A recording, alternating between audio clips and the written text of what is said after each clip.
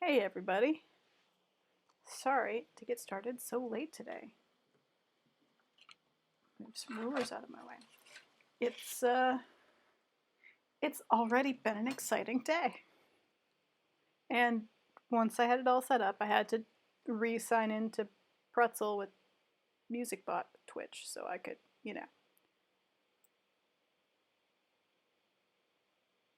put the music on because I guess it timed out. I don't know.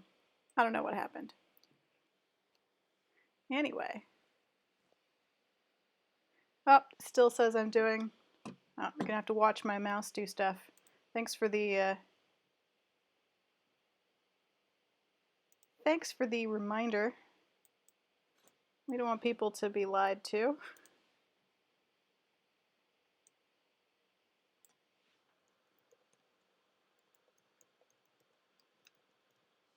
Let's try and make that not a lie. How about that? Good. Oh, my two cameras are out of sync again.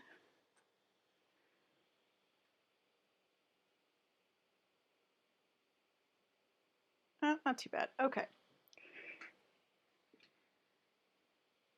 Hello, Unicorn Duke, Frymaster Valkyrie, R. Craft, Get to Know Nature, everybody. I think there are some people before that that said hi, and I missed because you scrolled all the way up.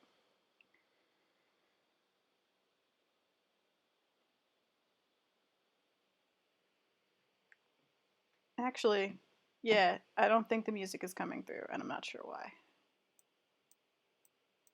Nope. Neat.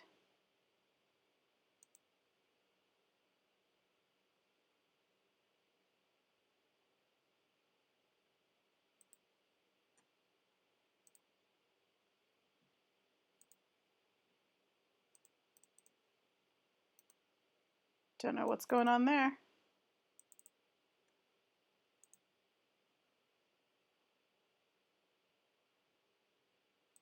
What if I do that?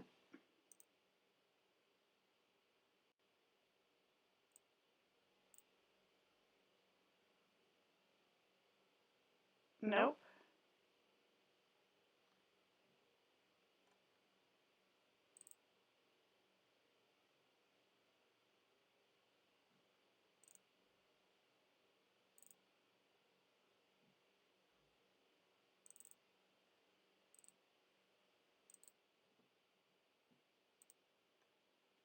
Huh.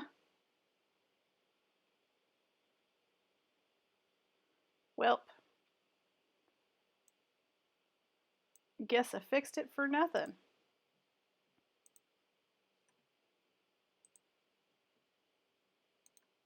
Should have seen that coming. Possibly that's why it did not work in the first place. Because I discovered it would not help.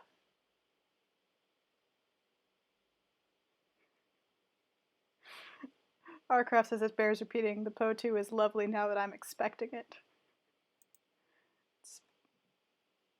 Let's. I keep forgetting this is the clean wiped laptop. It has nothing of mine on it anymore.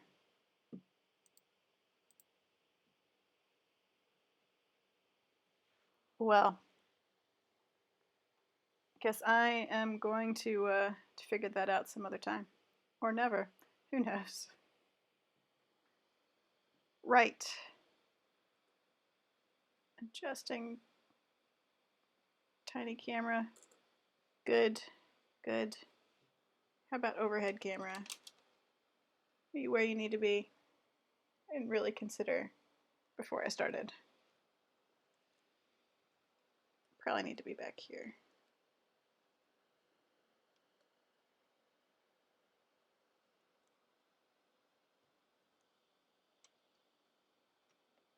Good. I think good.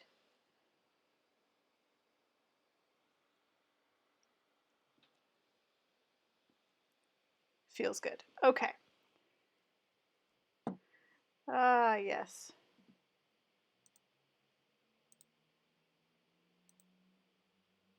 Well.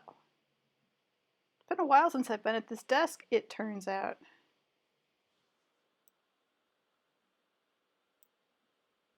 I've forgotten all the important requirements. So,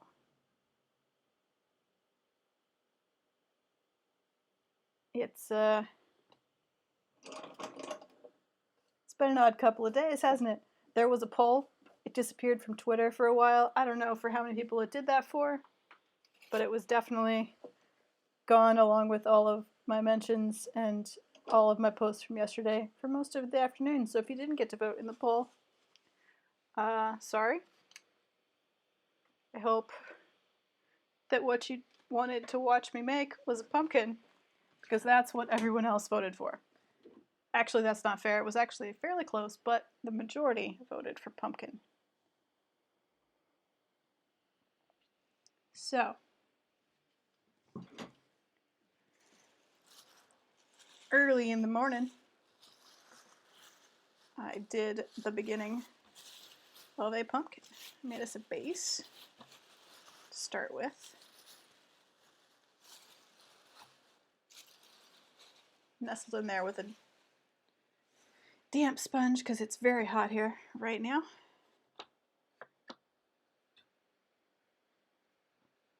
So, a basic hollow shape. Oops. We can manipulate a little bit. It's not totally even all the way around, but it's getting there. It's closed on both sides. The plan is to do something like this. So possibly with stuff more like this, I don't know. We will see. Possibly with a different spout. But for now, we have basic pumpkin. Sort of single serving teapot size. I'm gonna take a minute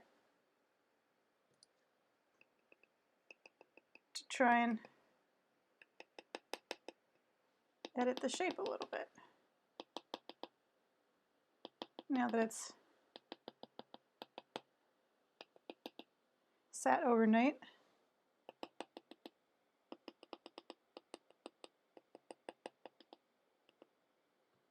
I want to try and get that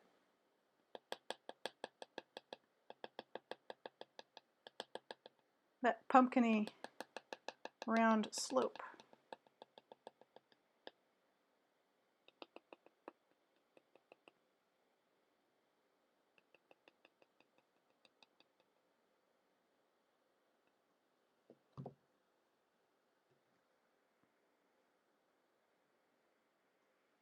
Yeah, this bit is the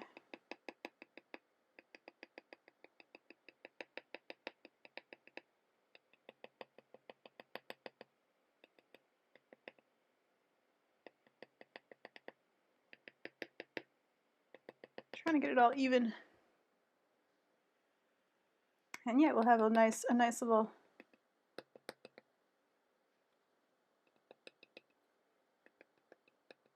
Halloween Cinderella pumpkin.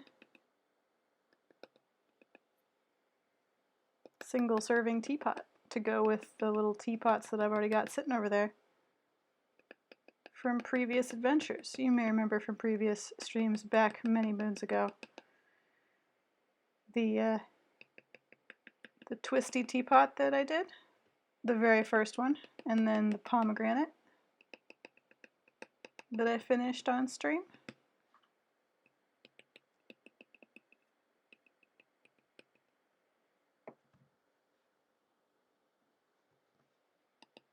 And this kind of goes with that set.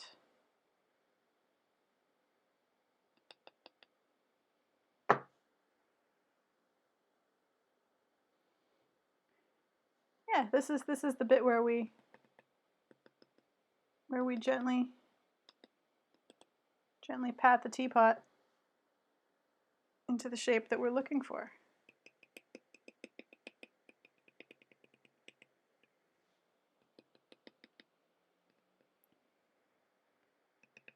Because now that it's sort of sat overnight, it's a little bit sturdier. When I'm forming it in the beginning, and you can go back if you haven't seen it, it's on YouTube, and I think still up on here. I need to put my hands inside to brace the sides as I pat it so it doesn't take too much pressure and collapse or break. But now that it's been sitting overnight, I'm giving it time to stiffen up just a little bit.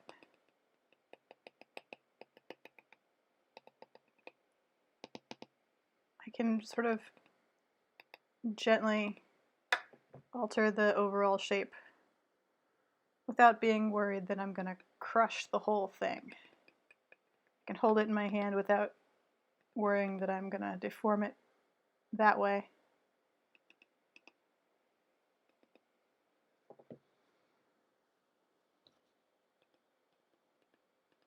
And I can just gently tap it. And wherever I tap it, I'm creating a flat plane, like this panel, or flattening the plane a little bit, like the paddle. So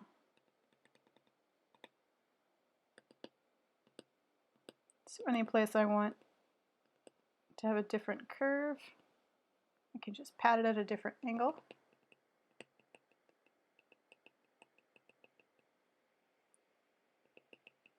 And the shape changes a little bit.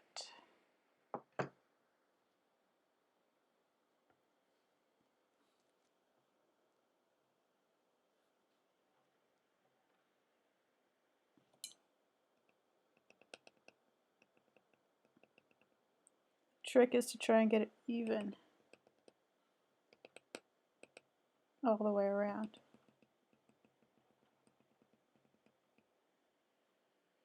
I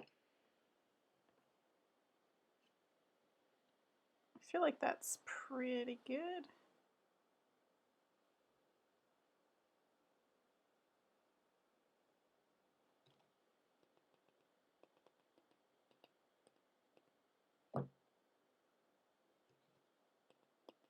Starting to get there. I miss having music. Just for me. Maybe I'll turn on... See, here's the thing though, if I turn on Pretzelbot, it's going to announce things to you that you can't hear.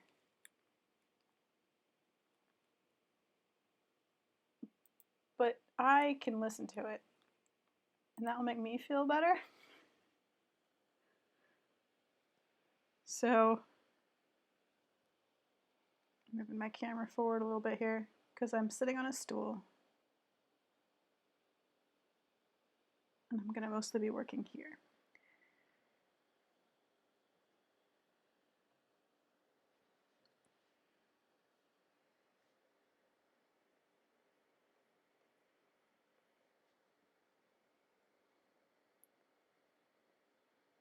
You can kind of just barely, maybe you can't on the video.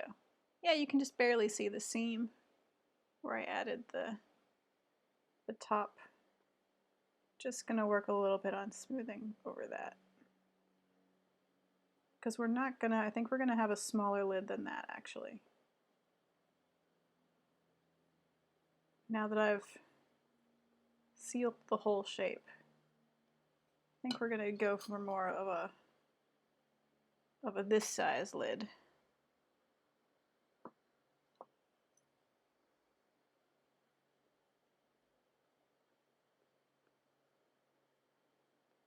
You know,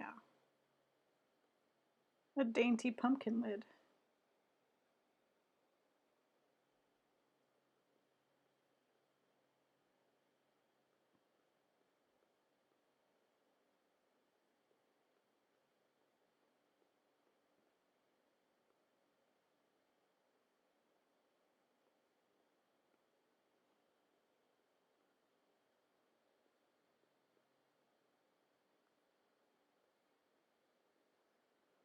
That's better.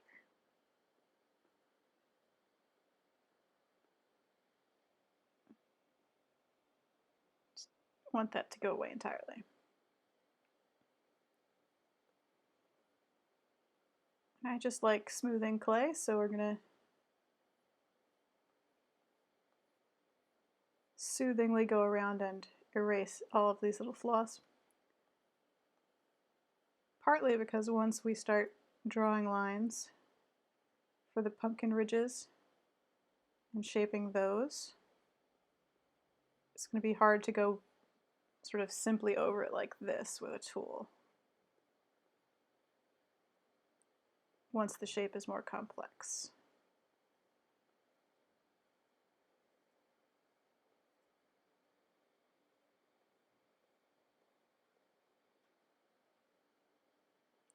But for now, I can use, it's got a slight curve.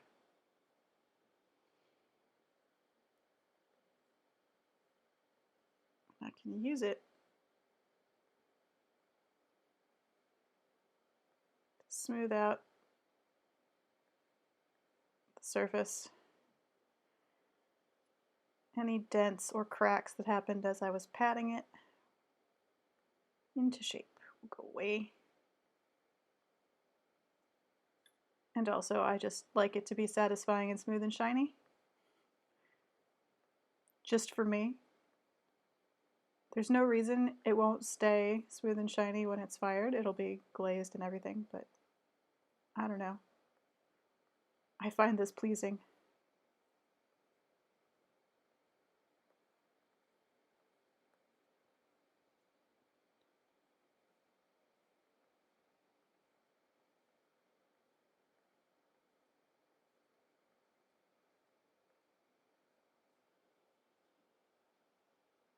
Yes, unicorn took extra smooth.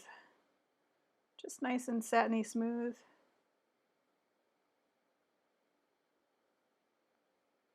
For when we do pumpkin ridges.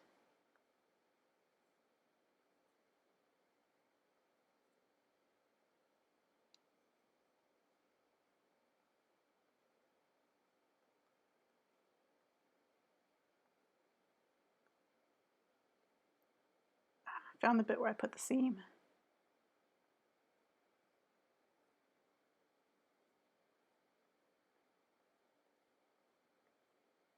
The seam is the problem bit of turning a slab into a sphere or a disc, oval. I don't know, not an oval. It's a teapot. Turning a flat slab into a teapot shape. As you're pressing it outwards and bending it inwards, the seam does not want to hold and has a tendency to give. But as you reinforce it, you change its thickness slightly. Anyway.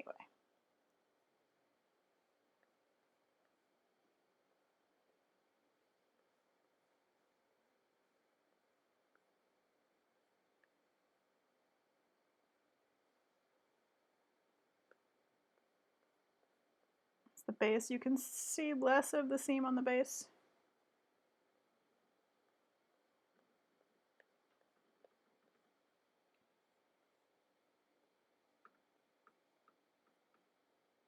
But still going to go over and try and erase some of it.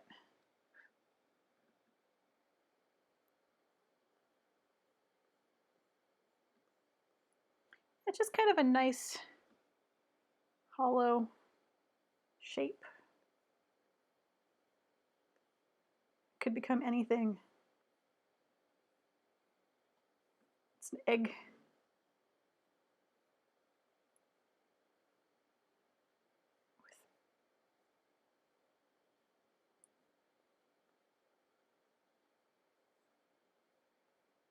With a nice, simple, clean shape.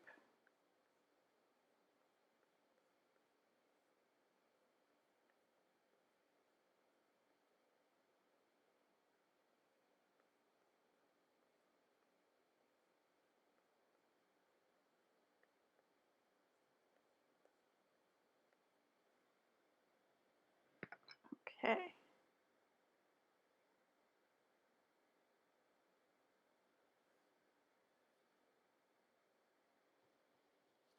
What is that I scratch it with? No one knows. My hand, basically. Okay. Good. Now a tricky bit, not the tricky bit, just a tricky bit. You know what?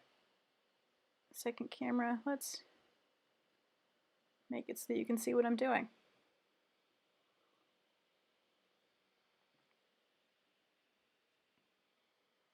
All right. Now,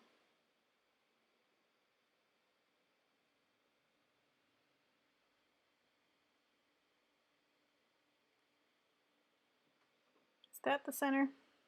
Does not feel quite like the center.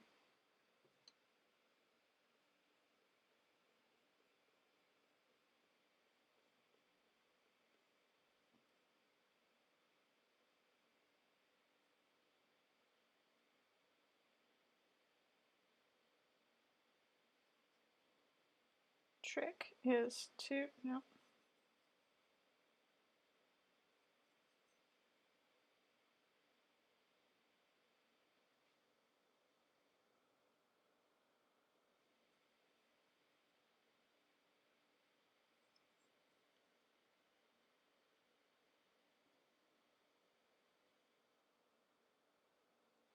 Okay, that's pretty good.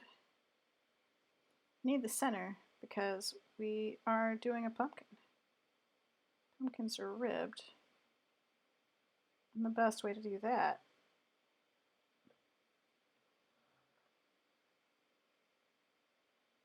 is to find the center and use something straight to draw your lines.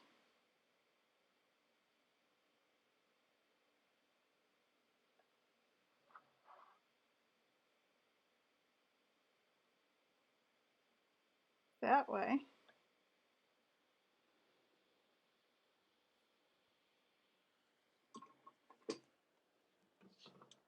you've got a guide.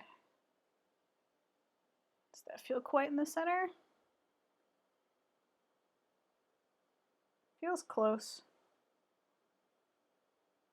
Just put a little pressure there because there's a divot. I mean, we're going to trim and then we're going to add the lid back in, but for now.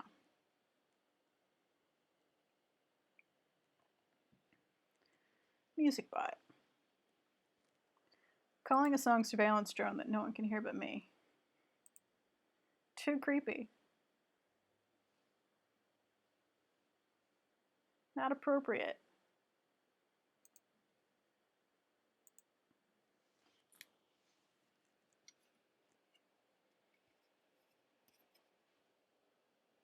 All right, let's try and make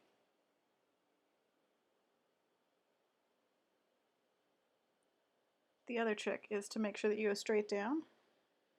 It's actually kind of hard to keep it straight for this, but you want to make sure you do. You don't want your pumpkin ribs to veer. One veers a little bit, it'll be fine.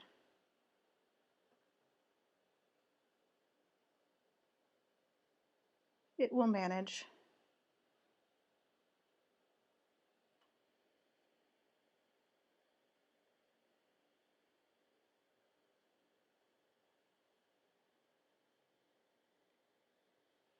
Ah, see, they line up. Good work, me.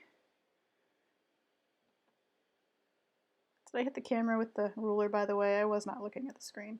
If I did, I apologize. Well, that one does not quite line up.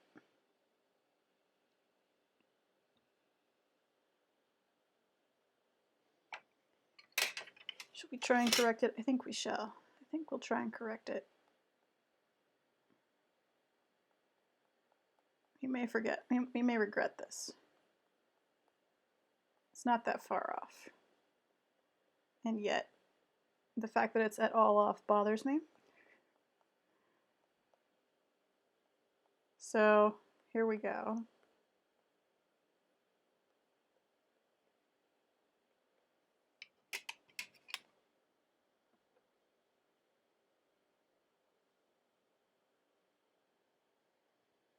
That's better. And that time I definitely hit the camera. Not enough space between the camera and the ruler.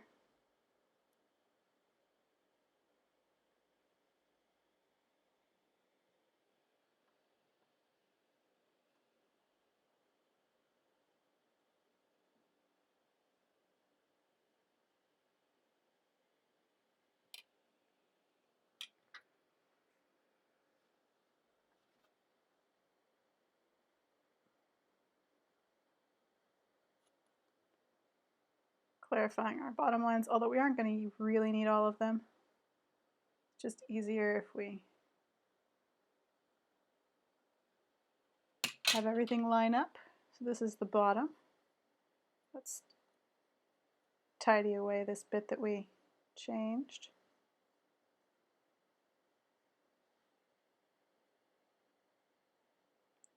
So you can already see how much harder it is now, because we have to work around something else.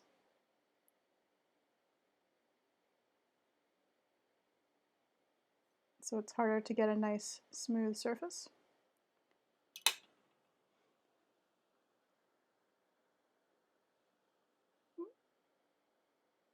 So this is the start of pumpkining.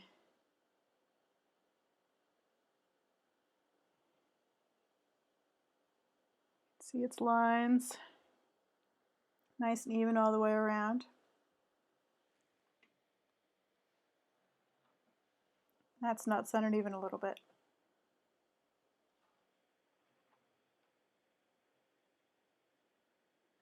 Yay, happy pumpkin emote.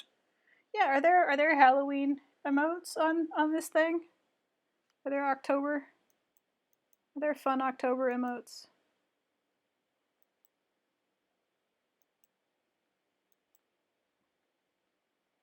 Possibly that are handed to me for free? Nope, not so far. Cool. Darn. Darn, no fun mods. But I want to dress up the quail and the potu.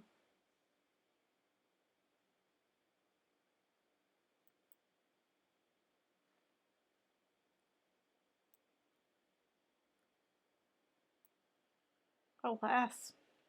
Oh well. Okay.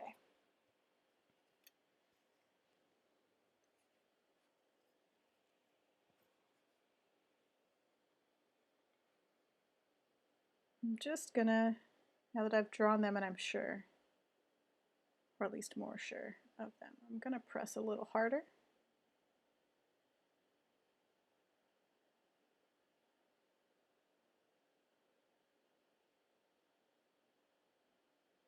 Not too much harder, because I mean, we're not just drawing a sharp line, we're gonna press it in some and create a form, but a little deeper, and it'll be easier to follow with other tools without curving the line.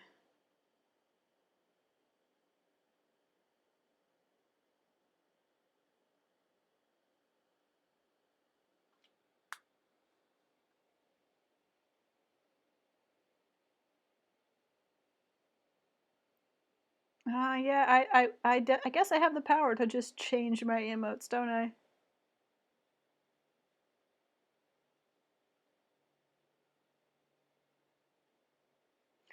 Yeah, I suppose we should all count our blessings. There's no, like,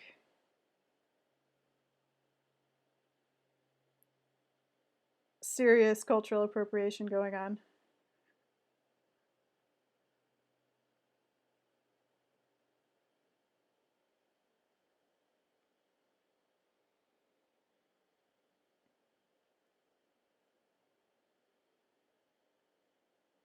Although that said, if you ever have the chance, I highly recommend the the Day of the Dead parade in Tucson, Arizona, which I went to one year, and it was really great. Community floats, acrobats, and like a hanging, burning urn at the end. I mean, it was really great.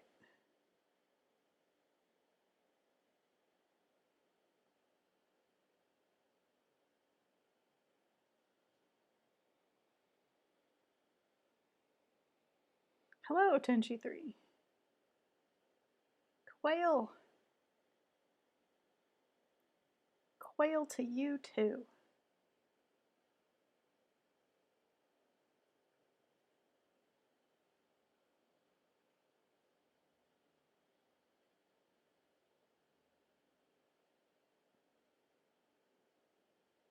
So I don't know how everyone else's day is going.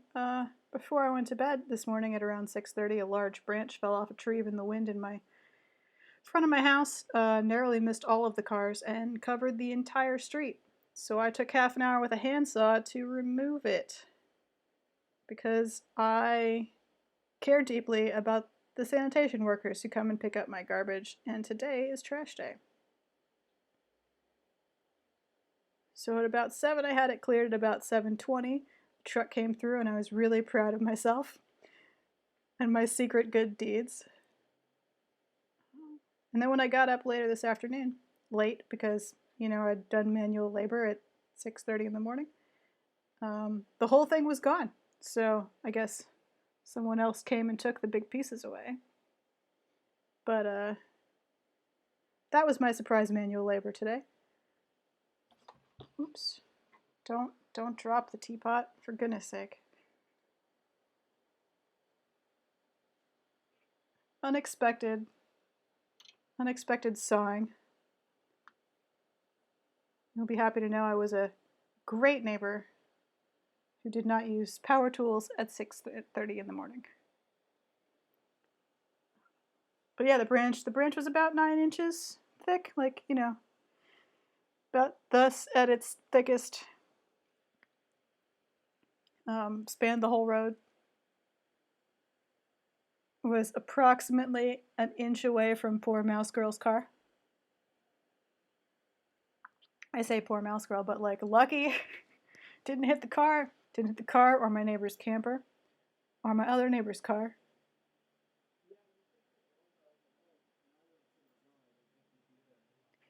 Unicorn do exist. That's the kind of situation where power tools at 6 a.m. are warranted. As someone who sleeps during the day for the most part, I'm very sensitive to the needs of others. No. Yeah, and I guess by the time Mouse Girl looked out the window, it was completely gone, and they had no idea until I got up and was like, "You're so lucky. You still have a car." It was a big enough branch that it would have done quite the damage had it landed, for example, on the roof. Wouldn't have totaled the car, I don't think, but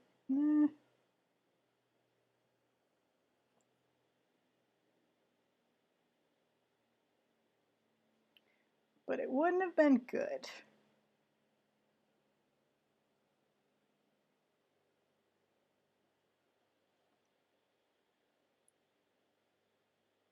Also, for some reason known only to me and the fact that it was 6:30 in the morning, I did it all in flip-flops and a sports bra and a mask because, safety first, right? So I have scratches all over my ankles, of course. I don't know why I'd made this choice. Rational Sarah knows that that was a poor choice. But it was what I was already wearing. And that just seemed like the thing to do.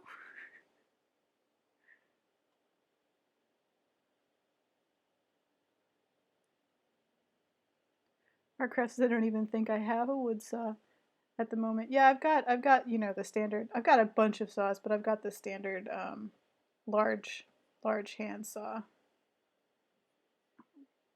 And I grew up in rural East Tennessee, so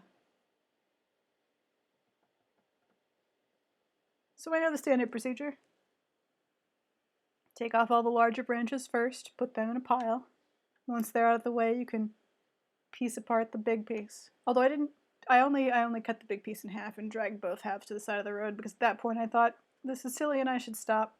There are people who do this for the city because I live in a city now, not rural Tennessee. But I knew they weren't going to get to it before the large waste removal truck came through. And they didn't need it. They don't need it to be their problem when they get here. Those guys don't need to show up and be like, well, this isn't our job, but here we are.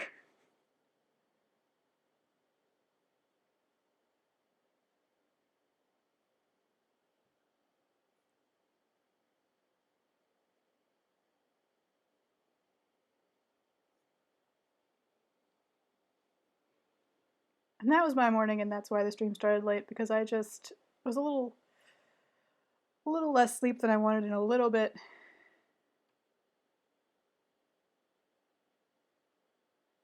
Not sore exactly, stiff when I got up.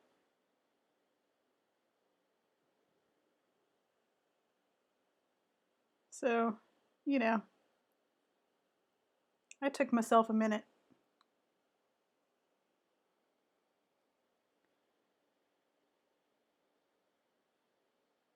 to recover.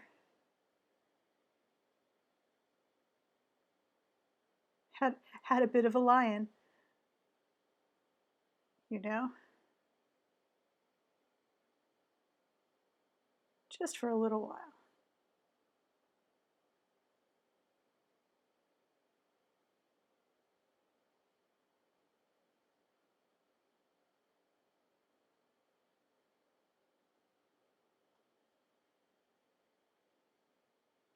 I think I will go to the middle of the base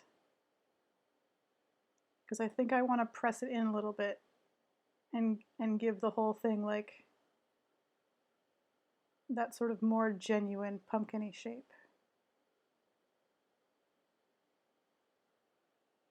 That was a little bit too hard. Don't press in too hard. There we go. You know, have it kind of dip in the bottom. Excuse me.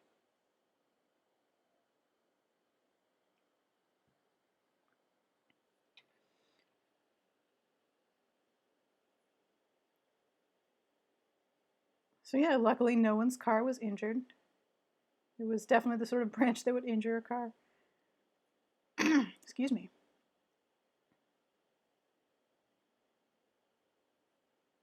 Apparently it made my throat dry.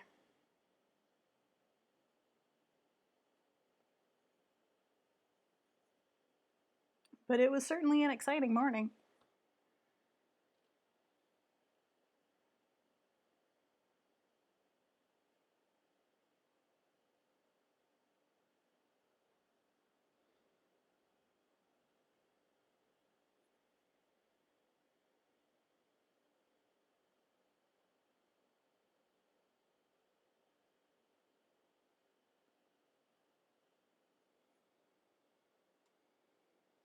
Ooh, our craft's got a non-alcoholic drink for us, and it's Fritz Limo Canary Melon Soda. That's a lot of names for a soda. It's a lot of information there.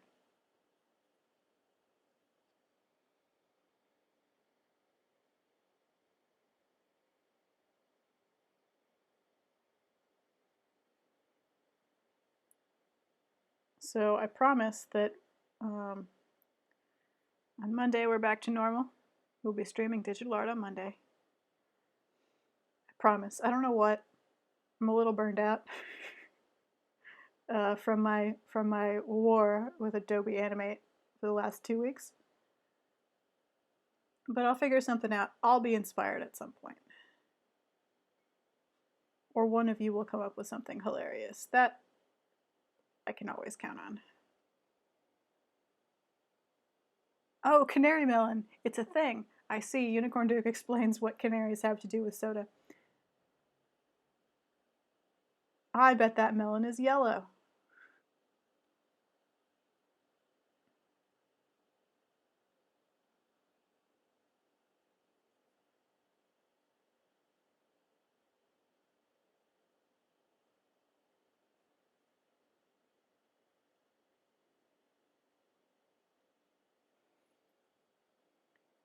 It is yellow. Or it is melon. I'm not sure what our crafts it is referring to, but that's fine. Either of those things. There is now a link. You can learn about canary melons in chat while I work on this pumpkin, which is very like a melon, really. It all ties together somehow if we try hard enough.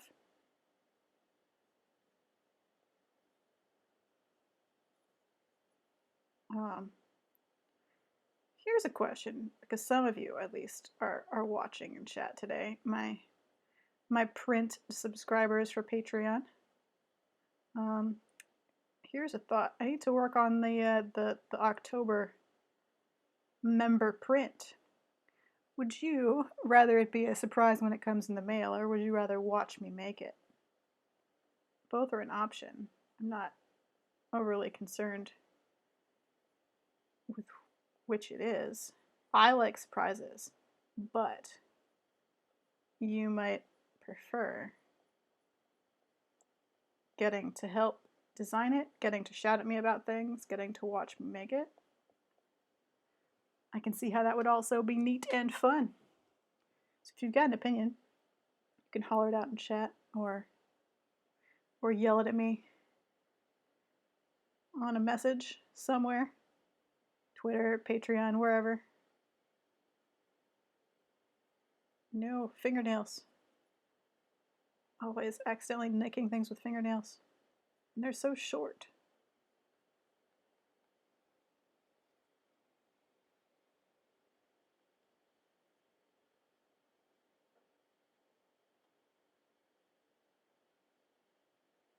Just trying to sort of buckle this middle in without tearing through. Really don't want to punch a hole in the bottom of a teapot. That would be excessively counterproductive.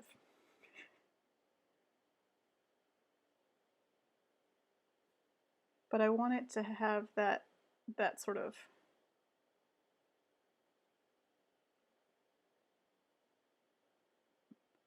bottom of the, it's not quite the center, is it? Oh well, it's fine. It's the bottom. I want it to have that sort of middle of the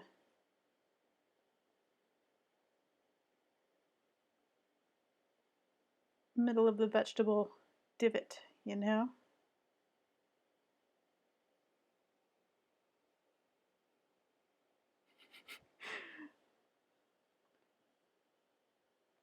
Unicorn Duke says, as per usual, to be not helpful, either is fine. Either is good. Yeah, y'all, I try and get my patrons to make choices, and they're too nice, and they're like, oh, whatever you want. And I'm here just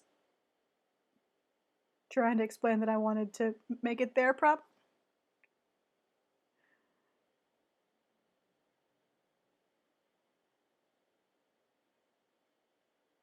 So, you know.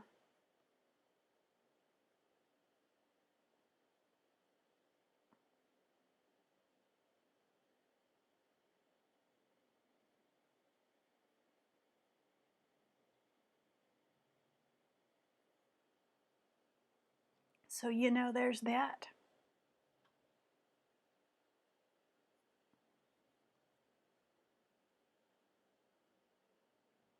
I actually have, Otenchi 3 says bats. I actually have a really cool idea for the print already that I think that you will appreciate. It is not bats, but I think that you will still appreciate it. It's a pretty great idea.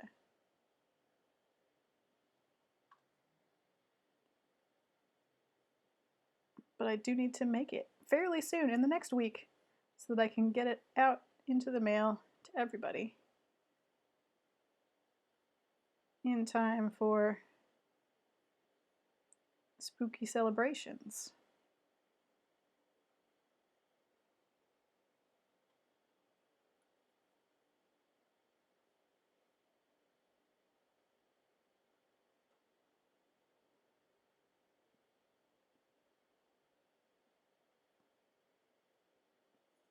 Because, you know, spooky celebrations.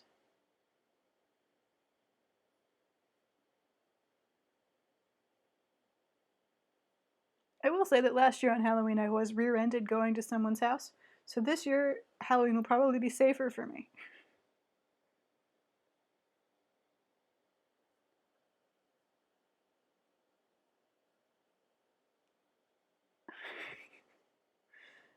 That was a...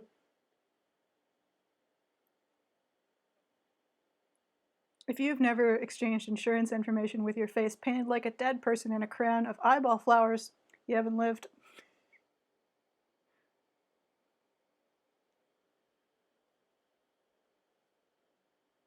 I'm pretty sure that I put the crown of eyeball flowers on Twitter. I think that you may have seen the crown of eyeball flowers that I made. That might be fun. We could do a craft stream where I where I tell you to do a craft that we could all do. One that doesn't require special equipment or a kiln, just a glue gun.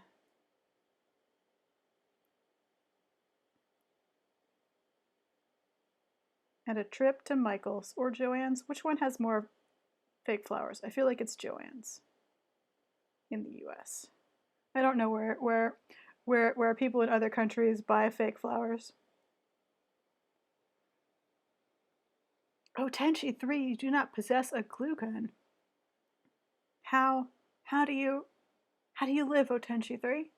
How do you get through life without a glue gun?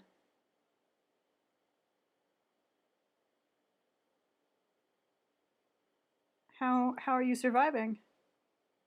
Okay, duct tape and super glue is a fair answer. In fact, glue guns aren't the best glue. They have limited application, in fairness.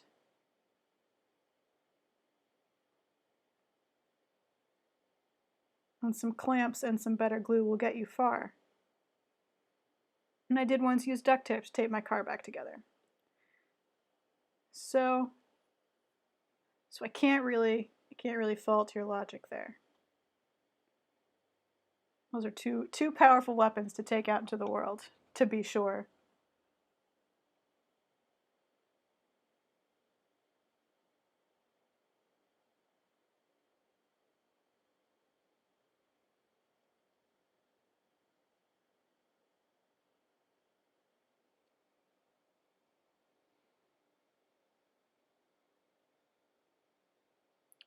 However, Tenchi 3 did buy glue dots for making candles, and there's a large spool of paracord. Well, you know. I recognize that I'm speaking as someone who has possibly too many tools. Um, you know, the sort of person that has multiple different kinds of handsaw and 2 staple guns. And 2 Dremel tools, actually. Because, you know. Because one got old, and then I was gifted a shiny new one.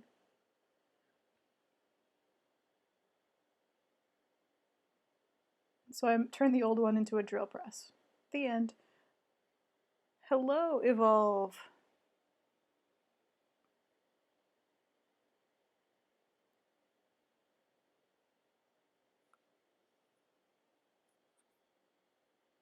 Good morning. Morning sounds like you're... Is it Australia now who's morning? I think it's Australia. Australia, New Zealand. Our morning compared to California's afternoon compared to... Well, I guess technically our craft is also morning. Should have said quail. Yeah, that's our stream greeting. If you're interested, you can shout quail.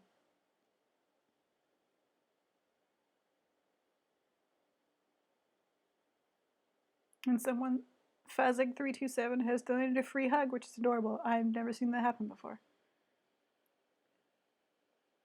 So yes, the traditional greeting of the Sarah with Tea stream is to shout quail in all caps. Is there a story behind that? Probably, but not really.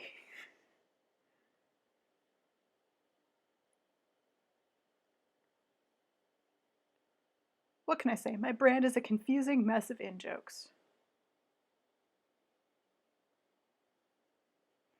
Nerdling365 says, I came in on Sarah saying she has too many tools, and my mother would say there is no such thing as she produced yet another screwdriver from somewhere. I appreciate that, and we have a similar mindset. Nerdling365's mother and me. I once impressed my plumber with the number of wrenches I possessed.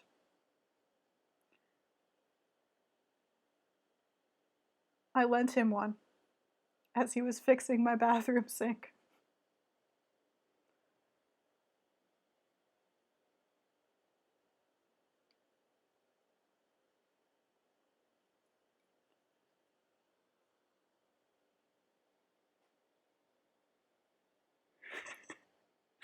Oh no.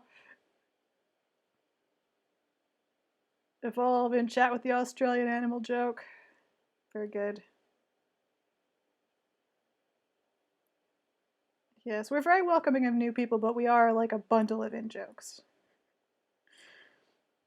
Just a bundle of in-jokes that require explanation. Why is there a POTU on screen?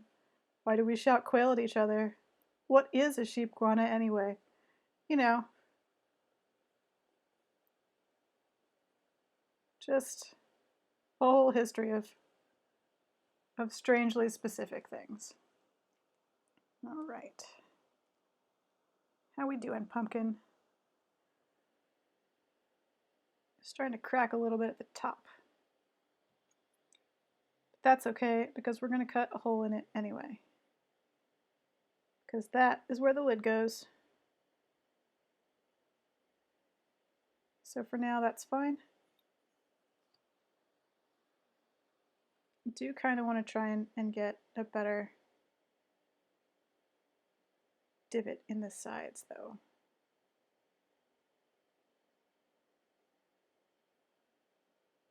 Again, without digging through.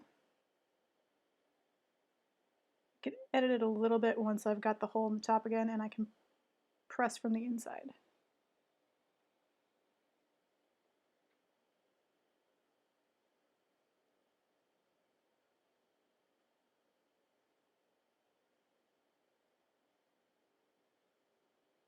Oh no, Ravens shouting at Evolve outside their window at 5 a.m. Oh, that's right. Artcraft has brought up another specific in-joke. Why do we insist Australia exists? Oh, that was the best story. Bless you, Australian viewers, for your weird country/continent.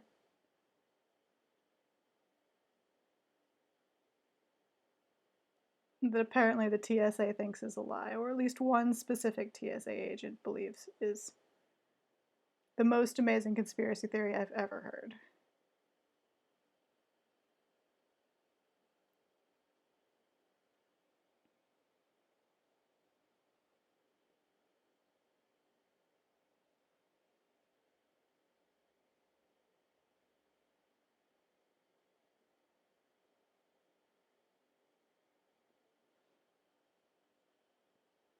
I never did do that Australia is a real place that really exists design, did I?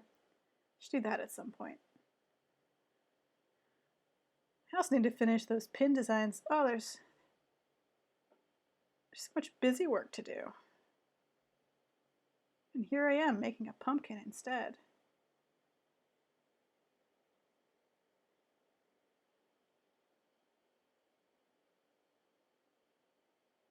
But that's more fun to watch. No one wants to watch me carefully trace the factory lines onto a design that's already done. Yeah, it's boring.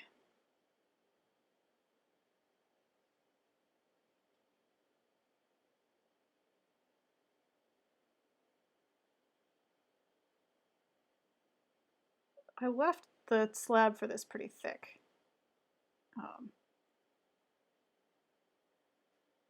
So that I wouldn't have to worry too much about like stabbing through.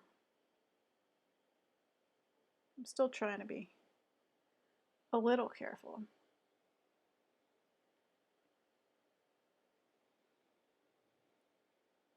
Evolve says, am I a pigment of my own hallucination? And Otenchi asks, green or blue? I would say Australia. It's probably a red, like a rust color.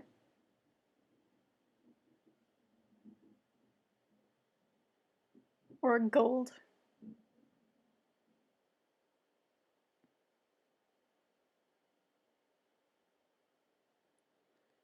As a friend of mine from Portland said, when I pointed out across the California hills and said, look at the beautiful golden California hills, she just looked at me and went, that's just dead grass.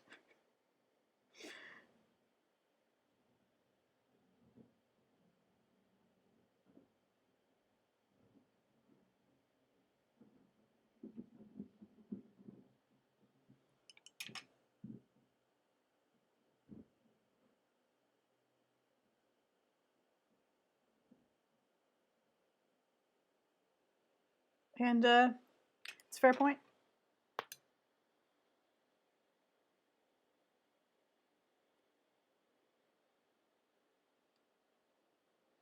But it's still a lovely golden color.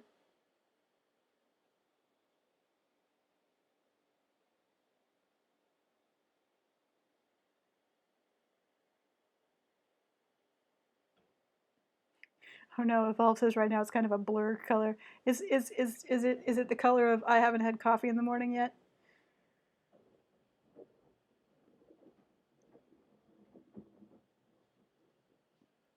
Later, Otenchi 3, enjoy your D&D game.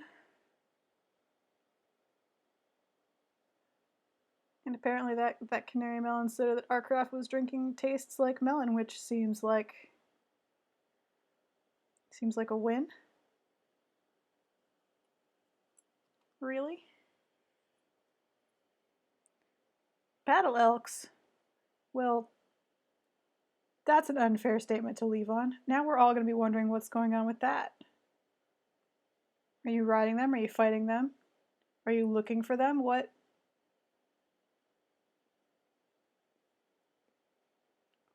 happened? We'll never know.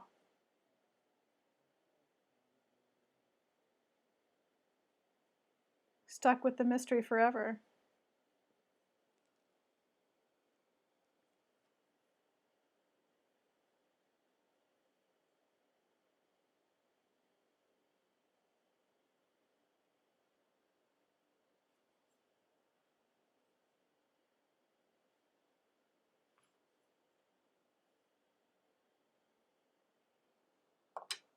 Okay, how are you doing, Pumpkin?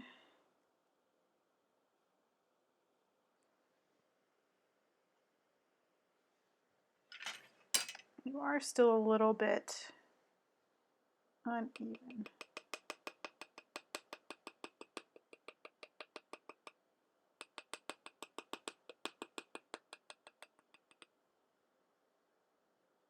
Possibly from me holding it.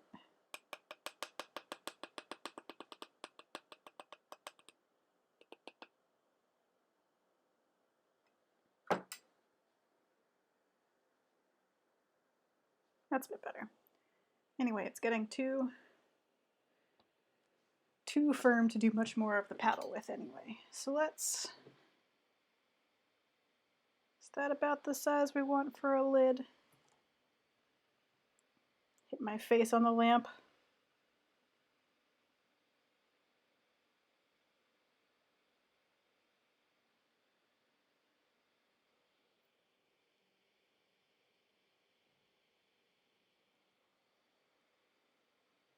About there. Yeah, that seems about right. It's a little small, but we don't want it to be too big. check our centering. Looks pretty good.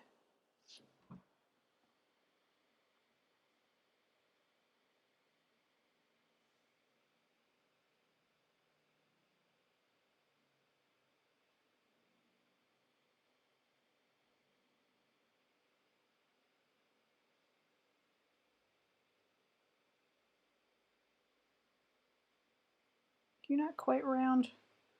What's up with that?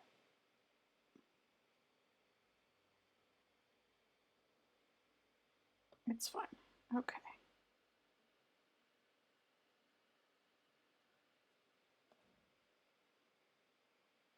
Now the trick is to do this.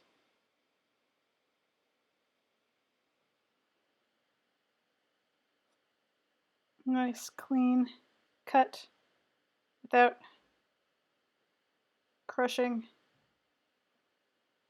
the whole shape.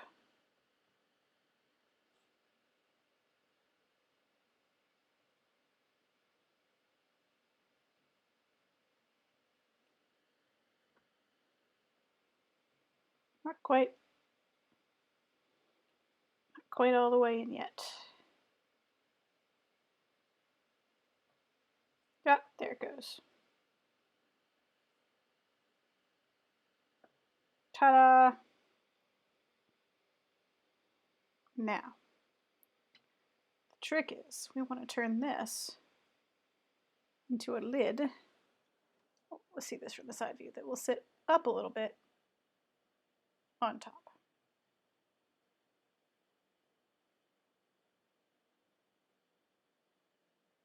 This is the top. This is the bottom. See how it's like flatter? And I didn't do as much with the depth. So this is the top. But as you can see, now this is the same size as this. So we're going to do a little bit of editing here. First, we're going to put this damp sponge there and pull out some more clay.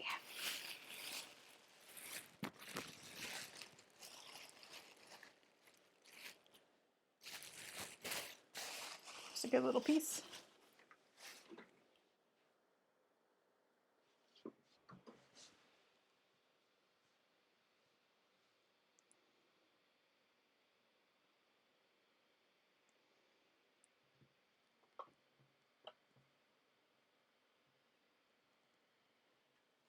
Got my rolling pin here quickly.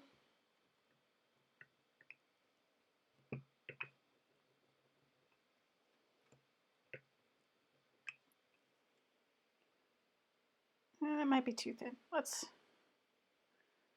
try that just a minute again. Evolve, unfortunately, I did this time, I did the hollow inside section off camera. I started with the base already made. But if you go back to a series about a month ago, maybe 2 months ago, there's a series of videos with me making a, I think it's called Small Teapot, S-M-O-L Teapot, where I did this base, just the base, on camera.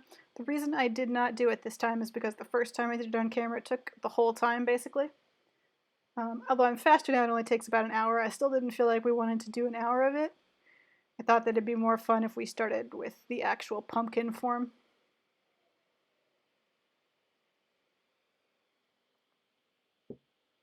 Something a little bit more exciting, as it were.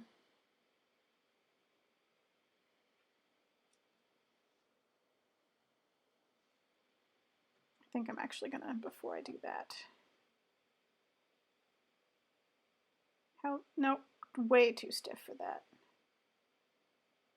Never mind. No shaping inside for us. No pressing outwards anymore. Ooh. We will seal that bottom a little bit better.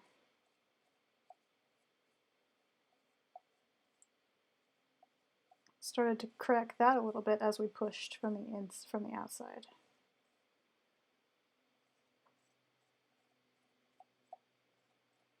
There we go.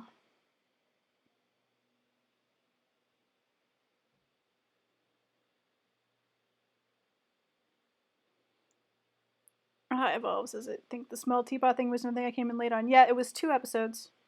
The first episode was just making the base. So if you want to watch that, that's either here or on the YouTube channel.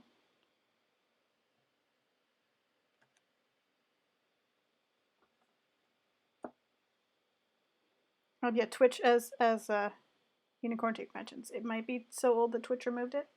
In which case, there's a YouTube link below here where I archive all the old streams. They go up maybe a month late. I'm not great at keeping up with it, I admit, but I try to make sure that they get up onto the YouTube channel before they disappear from here, so that everybody can catch up on anything they missed.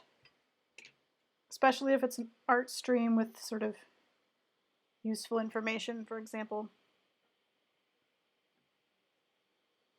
a tutorial or something new like where I made the small teapot. Or a series like Bloodborne, which I swear I will return to, but not tomorrow. No Bloodborne stream tomorrow. My 2 role-playing groups collided into one day, so I'm overbooked, so I will not be streaming tomorrow. But I promise, after that, we're returning to me not beating the boss of Canehurst Castle over and over again. We'll get back there eventually. It'll be fine. Oh, I have an idea. My idea is to do this and hope that it works.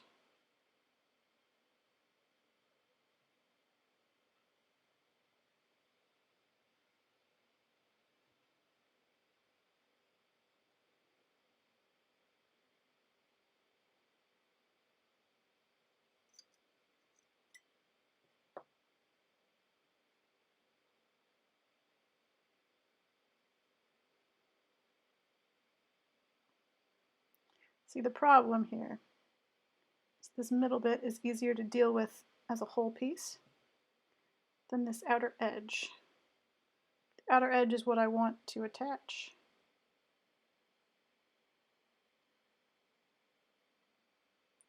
Let's try. Okay. I'm going to try to be clever.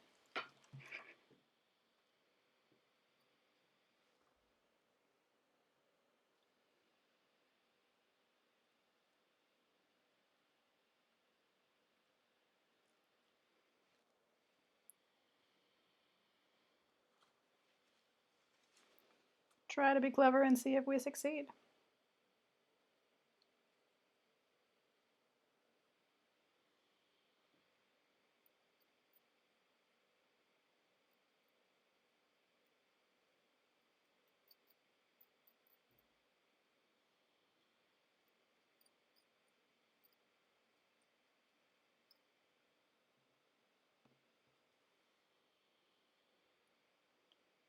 I keep forgetting that you can't hear the music. That's what happens when I'm like quiet and I'm working. I'm like, that's fine. There's music. And then I'm like, oh no, wait, that's just me. It's broken on this computer. You can't hear MusicBot? Only I can hear MusicBot.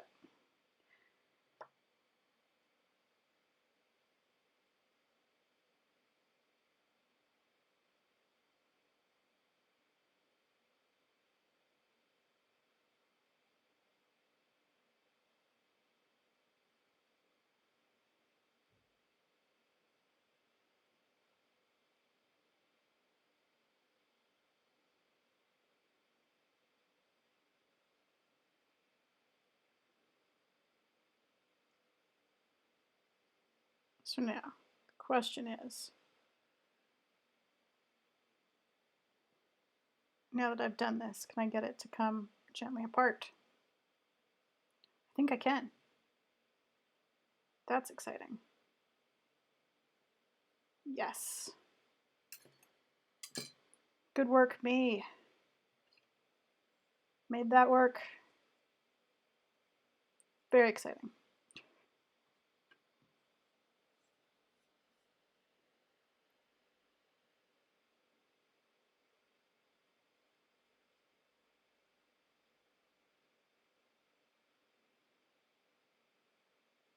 That did not fail. How exciting.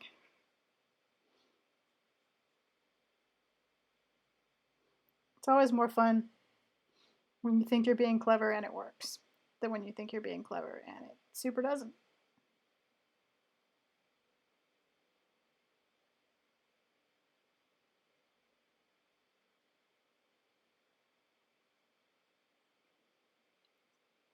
All right, let's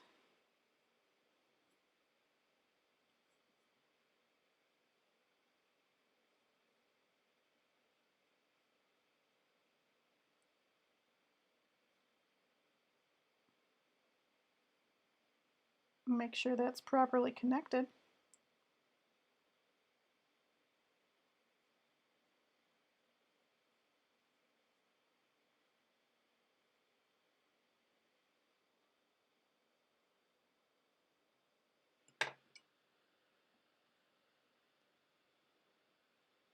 Good, good.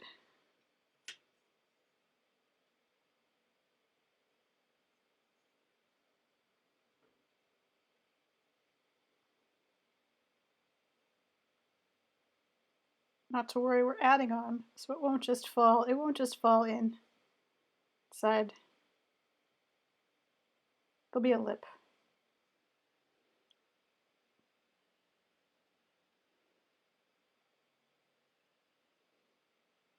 But I didn't want to waste the carrot already put into shaping the top like that, you know? Since we've already got the lines, they'll already line up.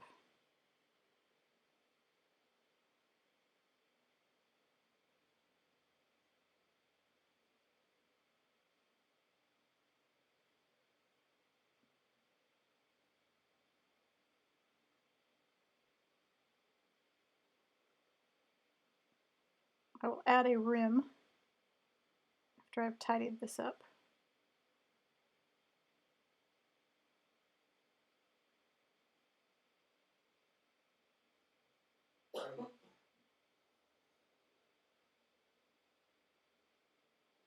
And the rim will be sort of the continuation of those lines. You know what? It's hot enough that I'm gonna, oops, get water everywhere is what's gonna happen. I'm just gonna block off second camera, I'm afraid, in order to keep this from getting any drier. It can get too dry, you know.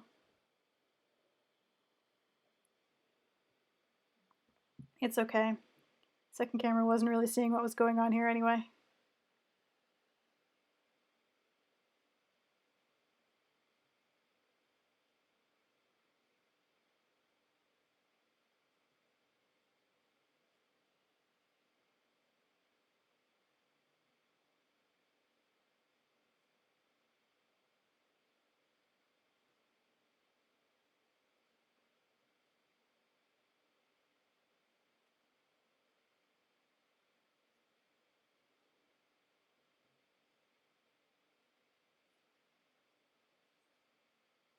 A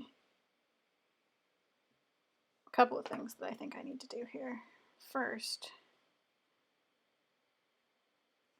I think I need to put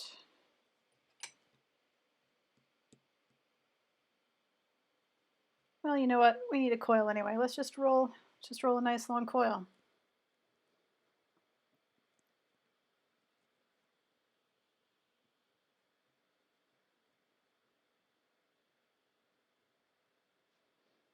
I'm doing that thing where I accidentally flatten it. Shame on me.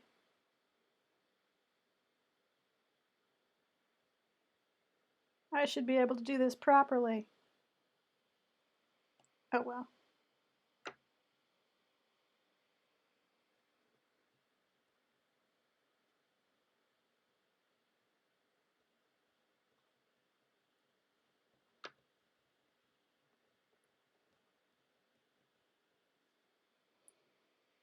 I'm sure it will be fine. Good, so about that length. Keep that curled up so it doesn't crack. Then a thinner one.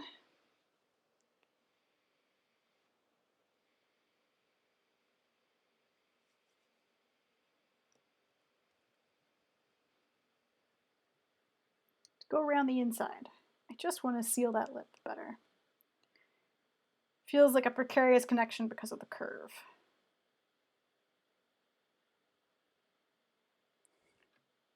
We need quail anyway. Yes, says Warcraft. Yes, quail.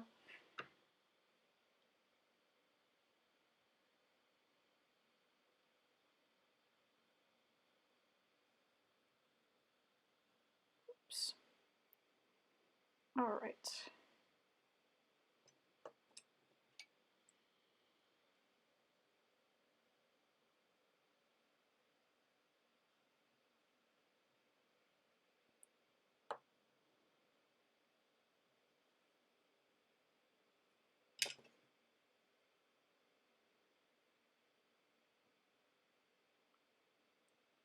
Bit thick, but what can you do?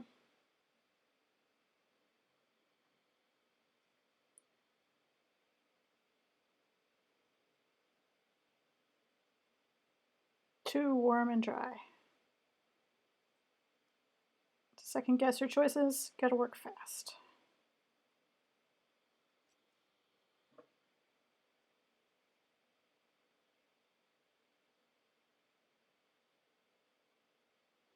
So what I'm doing is reinforcing that connection between the lip and the lid by adding a coil of clay and then smoothing it sort of into that place where it wants to lift away because of the curve at the top.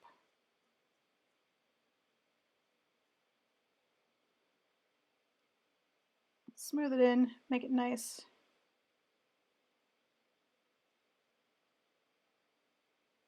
And clean.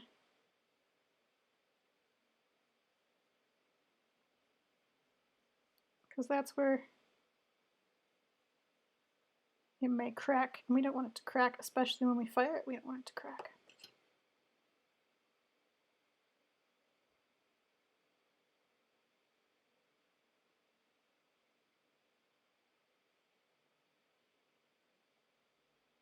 So we're going to make sure that it's tidy.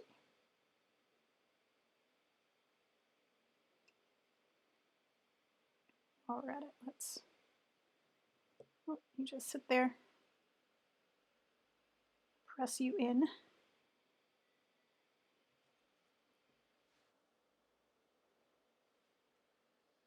Keep that damp. That is going to be the lid.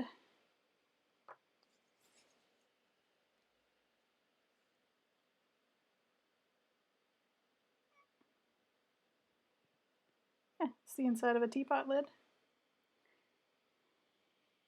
Unicorn Duke says, I love seeing all the different tools. I love showing you tools. I did mention.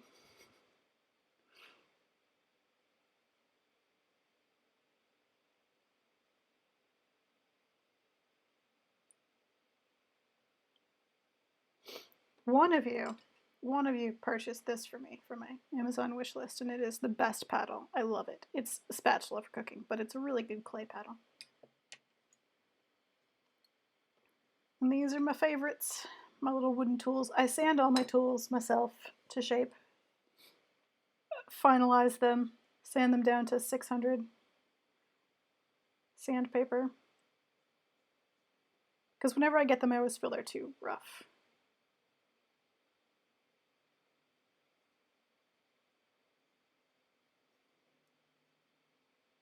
Which could just be me, but you know, I'm allowed to be obsessive about my own stuff.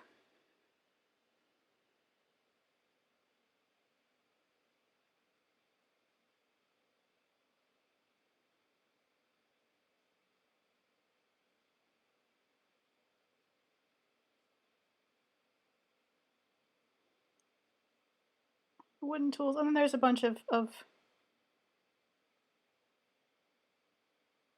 antique and flea market dental sort of tools that are actually really great for sculpting. If you have a local large market like that, a lot of times they'll just have drawers of like files and dental tools and other odds and ends.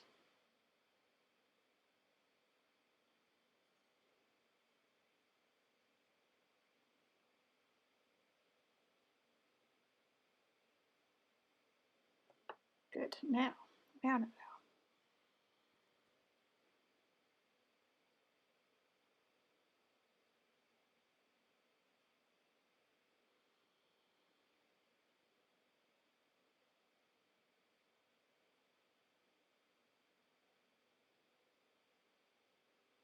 Now we ruin all of our tidying.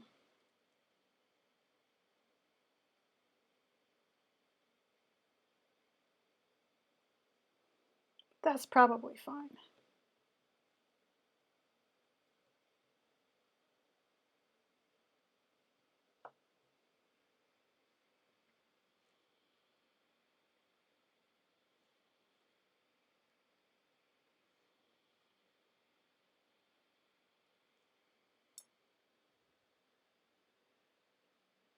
Is Chet being weird for folks? Oh, just our craft. That's not ideal. Hope that Chet is hope that Chet learns to behave. If I don't have you to talk to, what else is there? I'll just be stuck here describing what I'm doing, which I'm kind of already doing. But let's, let's ignore that for the moment.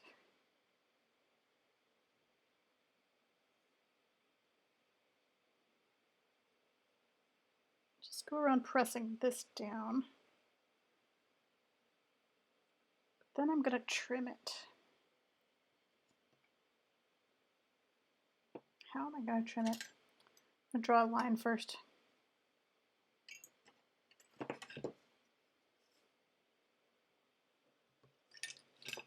How am I going to draw that line, you ask?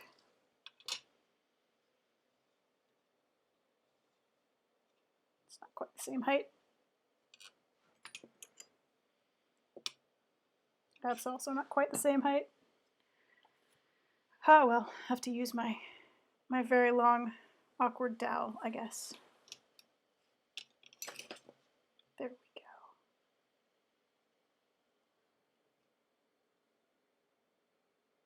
Not high enough. Oh dear. We go from this side.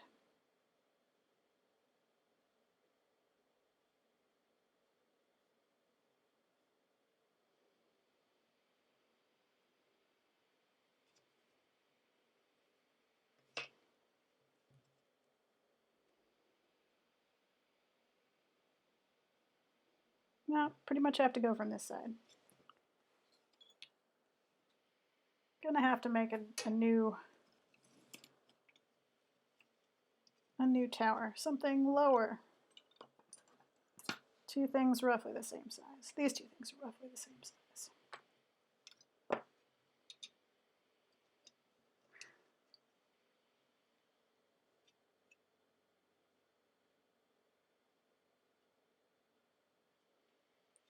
Too low. Taller, taller, taller, but roughly the same size. Welcome to making things up as you go. The stream. Unicorn Jake says, "What are you doing with pressing the line on there?" I'm going to trim this so that it's straight around, so that it sits nicely.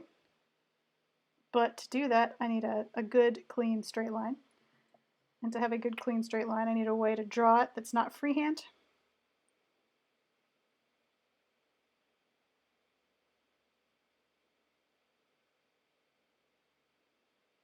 It's all right, we'll work on the top first.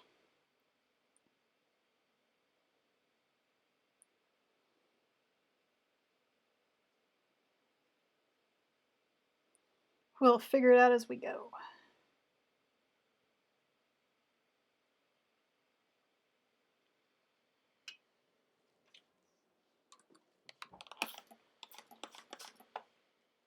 It's right out of a spritz bottle of water. Have this whole time. Don't often use it. Gosh, it's hot in here.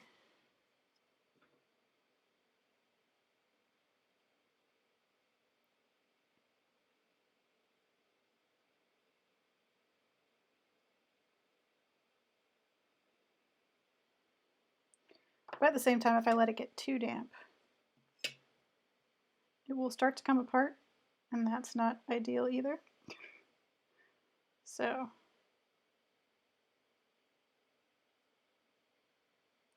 walking a fine line.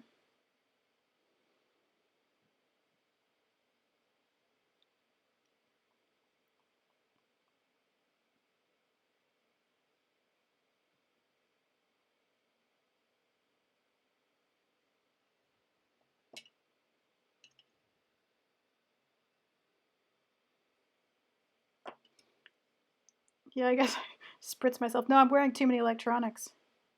Got a mic on, headphones.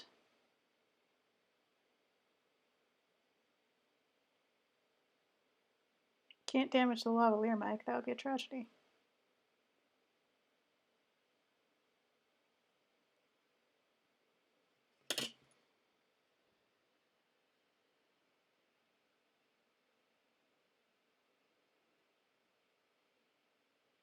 Then how would I talk to you?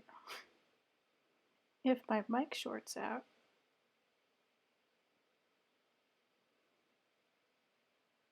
what will happen?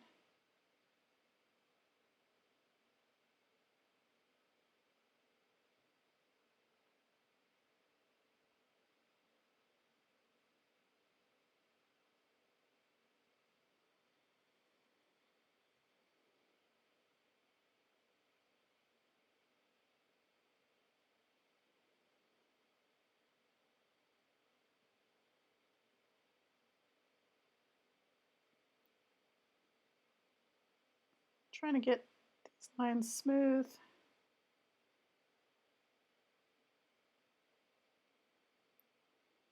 They don't have to super exactly match because they're going to be sort of interestingly lifted up, but I do want them to still mostly match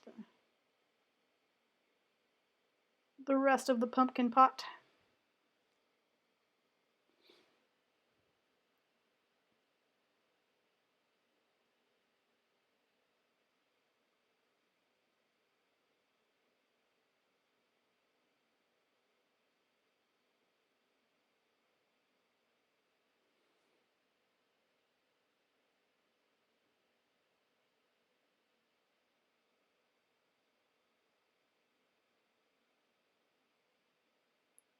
Evolve with a description of how to do a straight line with a washer around the edge of the thing. I mean, it's sort of the same principle that I'm trying to use here, which is just have a stationary straight object that I can work around.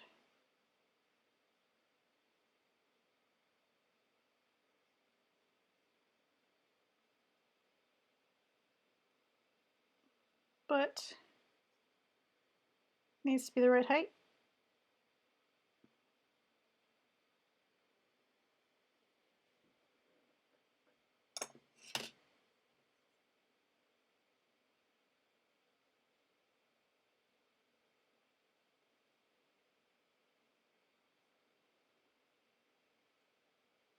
Don't you know?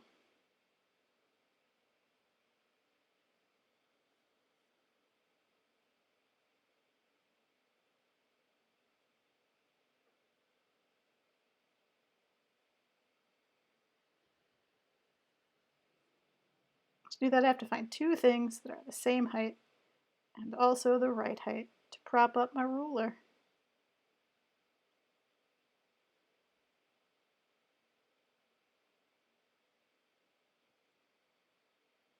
We'll get there. I'll figure it out.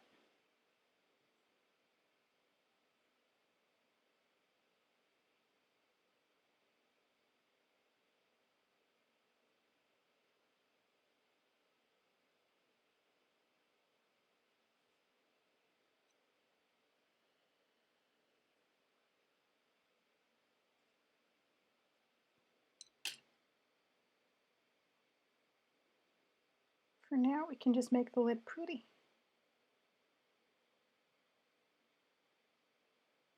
And smooth.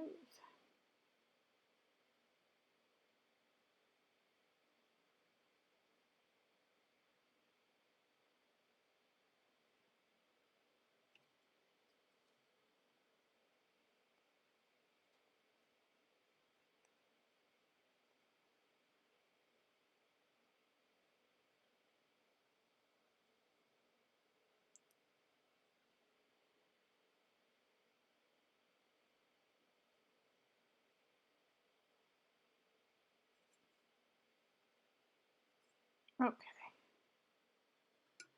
Back to this line. I might just freehand it. I admit.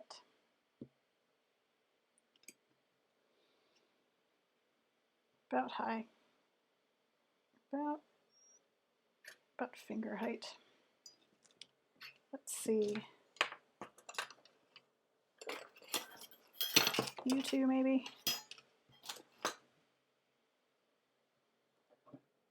Too high. Right, something that is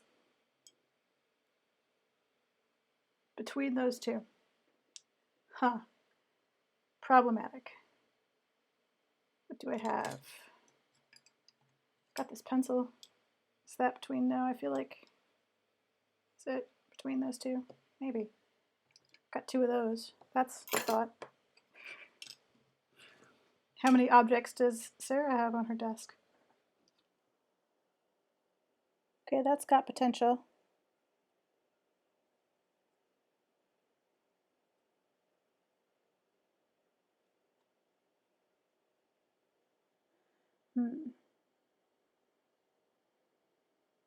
Yes, okay. Good, we're going with it.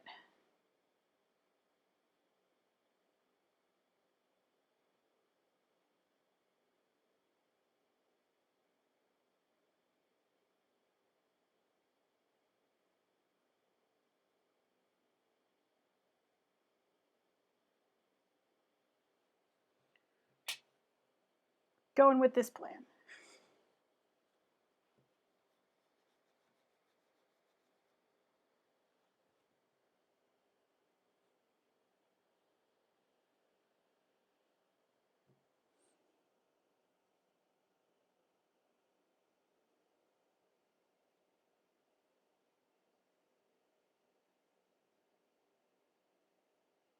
That's the best available plan.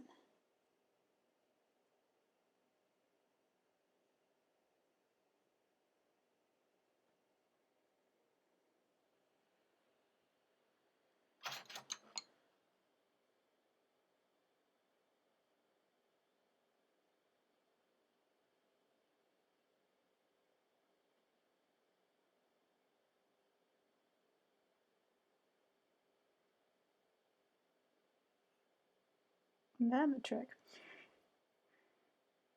is to not cut all the way through.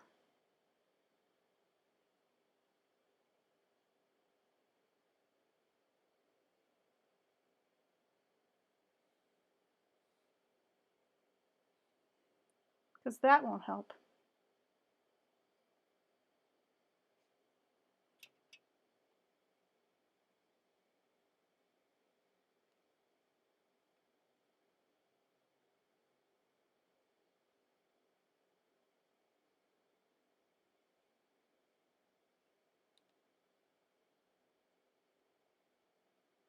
Not even a little.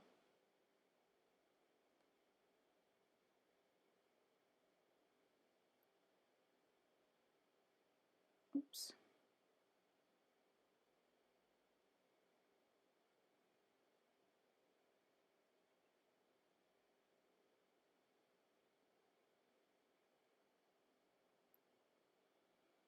Just a bit more trimming. So close.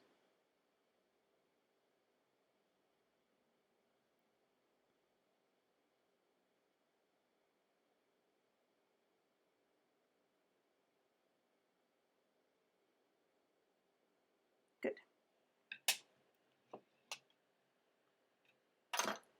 Clean up some scraps.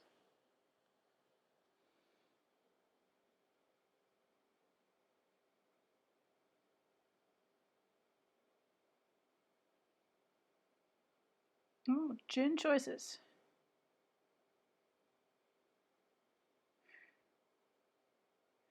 Fait accomplishes. I have apparently found my way at last to the seedy underbelly of Twitch streaming where it's all supportive chat and adorable crafts. Yep, that's us. The darkness that lurks below.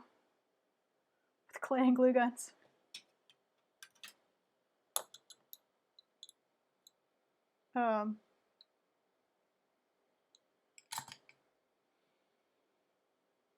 Apparently we got, I'm gonna say Spanish spam. I don't know. I'm just gonna leave it. Seems fine. Ooh, let's see, gin kinds. We've got an assortment of gins that we could talk about today. The Wanderlust, the KSC, which is a local soccer club, local football club. Our craft translating it for us Americans.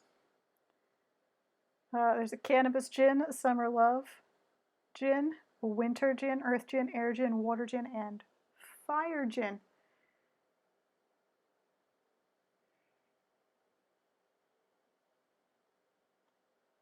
Any of those would be fun, I think. Oh yeah, they did just say they were Brazilian. It is probably Portuguese. Thanks, Arcraft. I was not reading up. I just saw Musica Para and was like, that looks like Spanish.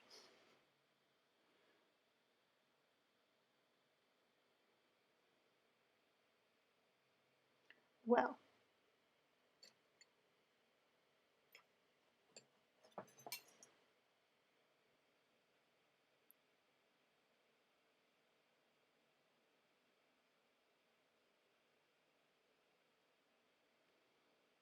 I'm going to very carefully use this curve.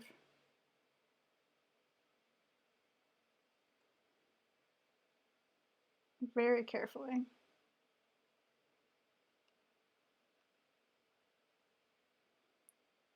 To trim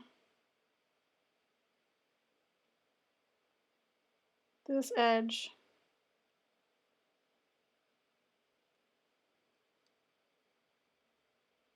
to a steep curve instead of a hard edge. Because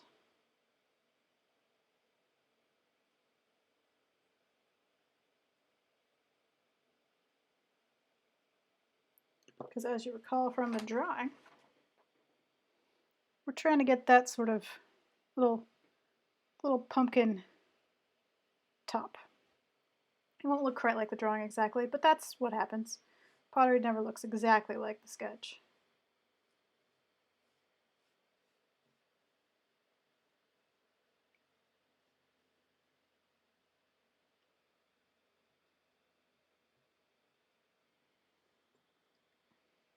Is there a gin we feel that matches pumpkins?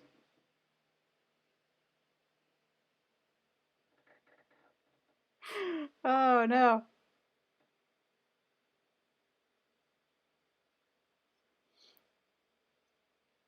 Drinking.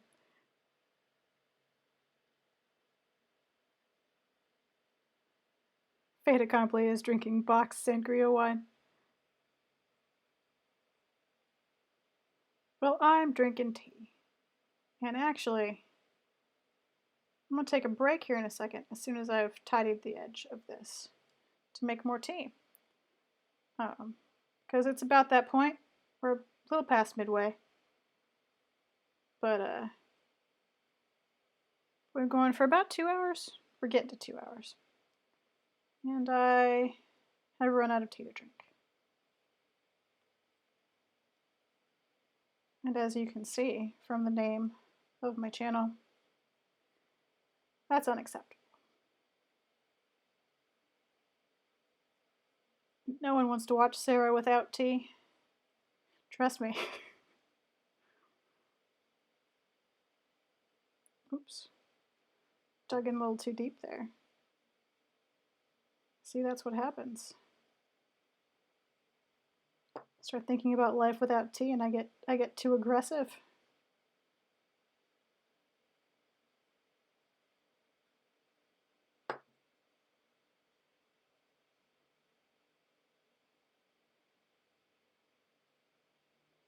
Can't have that.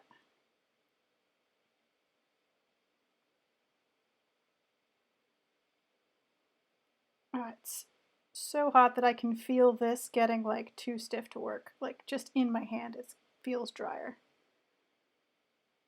Which is why I'm trying to get through a certain amount of work on it before I take a break.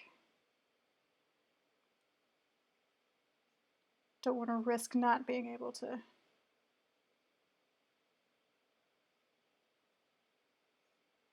tidy it when I get back.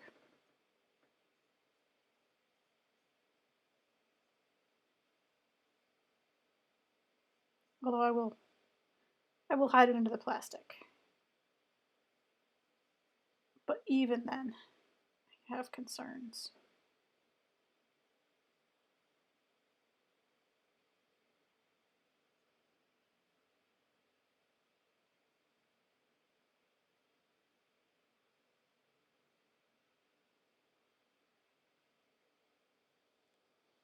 So yeah, it's not actually an ideal day to be doing a pottery stream. It's a little bit too warm in the studio for it to be easy, but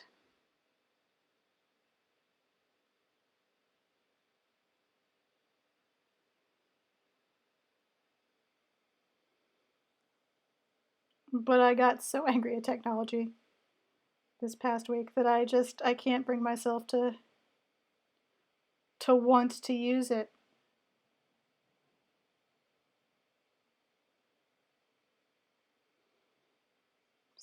Sick of digital art. Just I want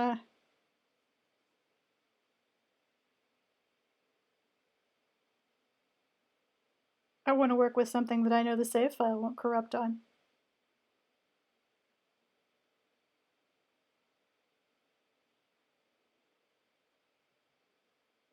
I want the certainty that if something happens to this, it's totally my fault. It's because I've dropped it or something.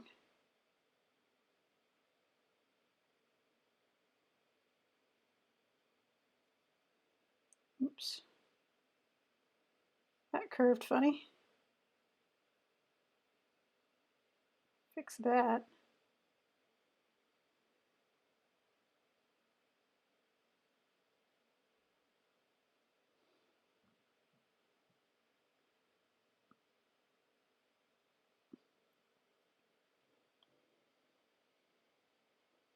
Continuing the lines over the lip.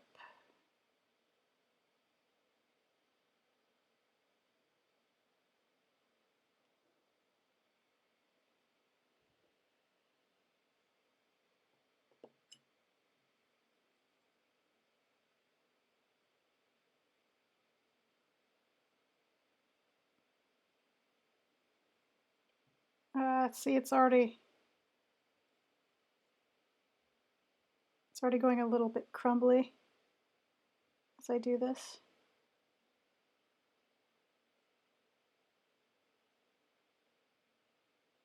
That's okay. We can manage. We can make this work. Oops.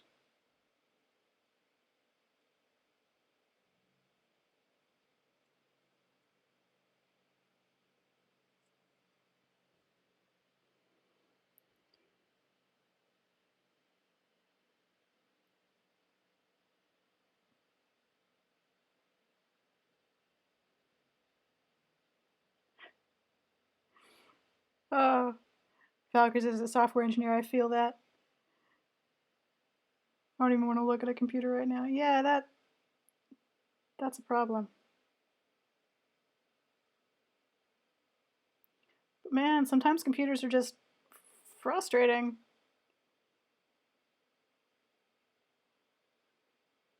Sometimes they just don't work properly and you don't know why.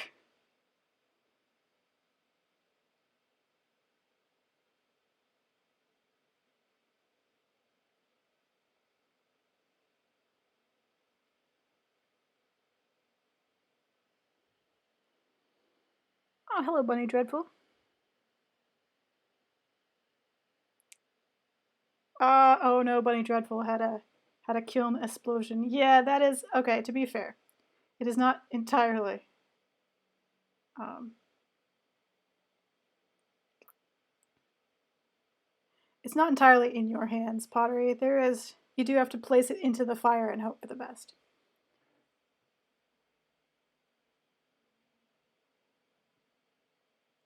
And if someone is running the kiln and doesn't slowly heat it up enough, and there's still some moisture in your piece, it can explode.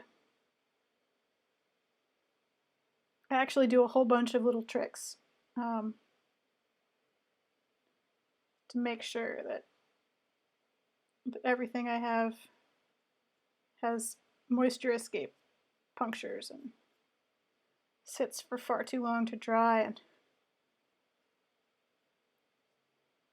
because I don't have my own kiln, I don't trust other people. No matter what, no matter how better they are than me at running a kiln.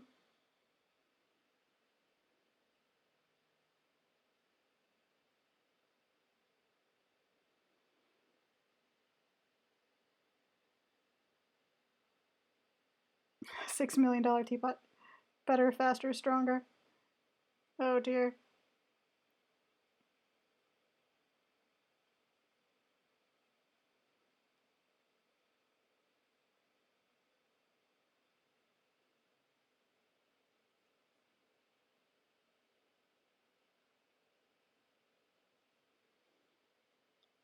Oh, the references. Okay. Gotta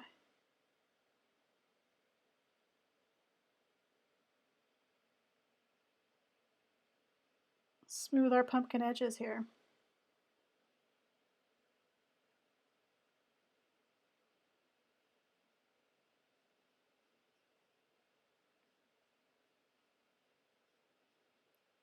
You know, as you do.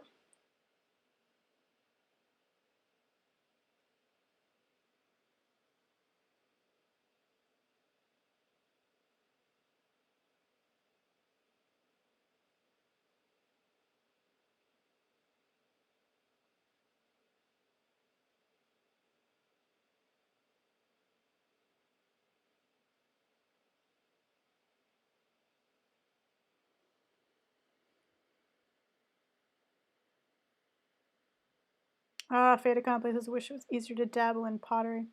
Yeah, that is. I am lucky in that I have, or had, before there was a pandemic, access to a community studio for a very reasonable cost.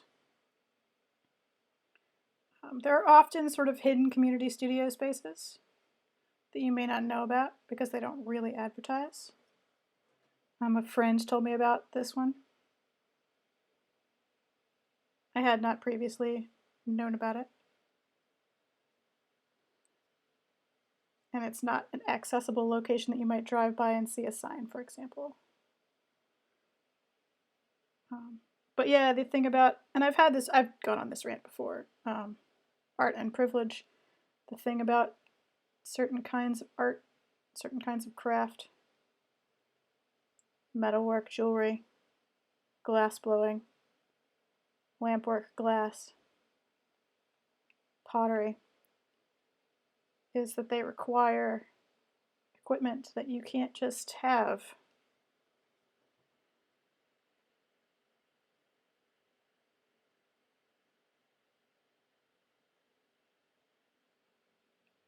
So you need access to shared resources. And one of the things that I firmly believe the world needs more of is community art spaces, shared resources.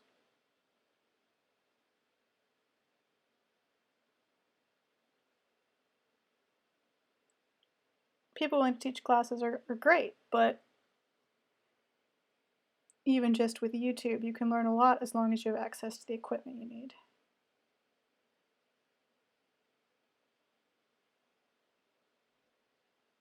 At least in pottery. I would not recommend trying to learn glass blowing without someone to teach you. It's dangerous. But with the molten glass and all.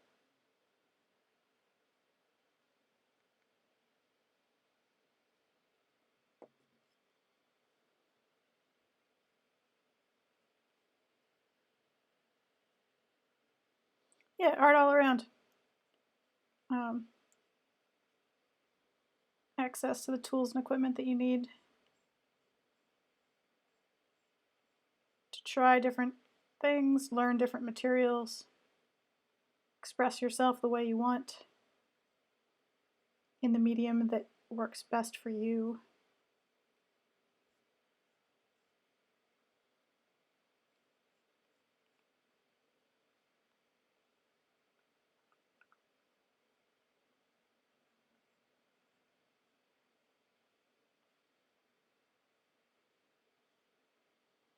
That's the dream.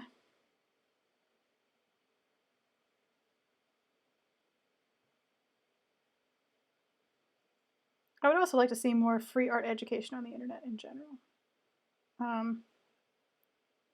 Because I feel like often what you get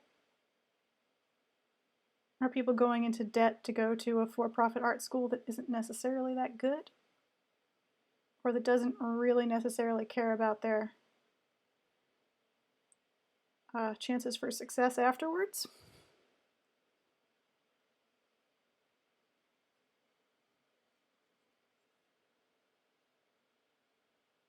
And that's not ideal, to put it kindly.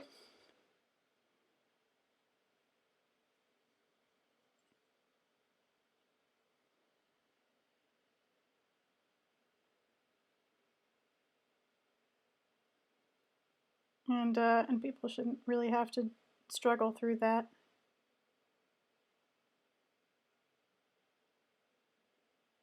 You certainly shouldn't have to pay a tuition and then realize you're still self-teaching.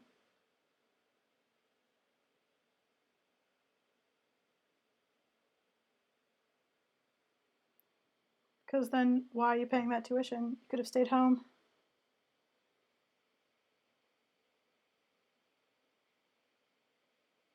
Could have stayed home and watched YouTube videos of people explaining how to use After Effects. I know I certainly do.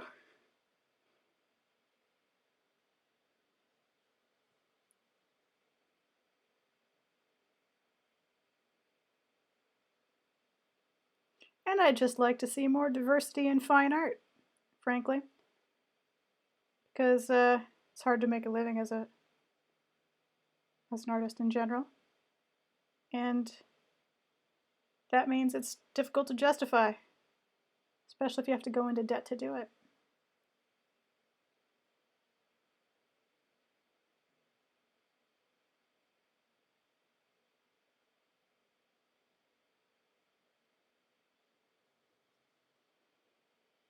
And if there were more free or low-cost community spaces where people could get that kind of education and make that kind of art, the world would benefit.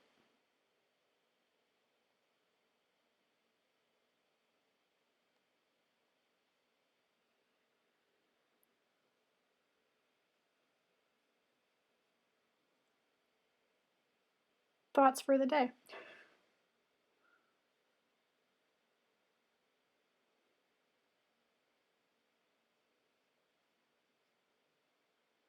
Which appear to boil down to maybe don't go to art school. I went to art school. I don't really regret it. But objectively it was hilariously expensive. Given, for example, my current income.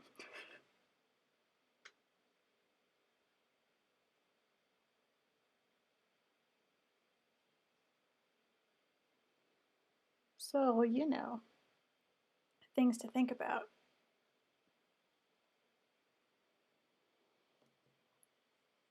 Getting there, getting there, getting there.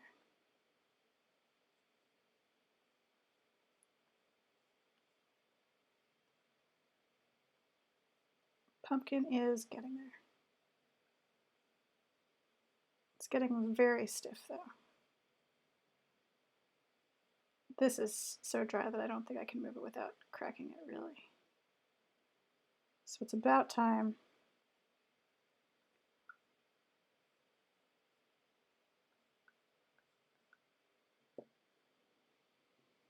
to spritz it, put it under some plastic, and make some tea.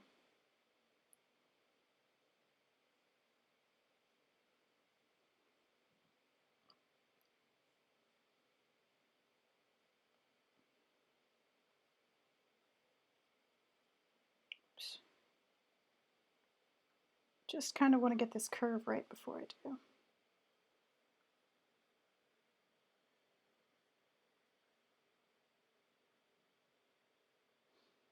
Okay, I want it to be steep, but not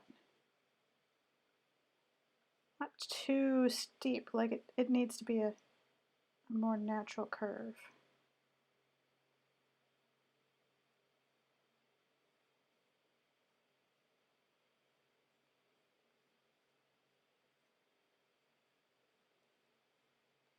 You know, I want it to feel like it's organic. That's a bit better.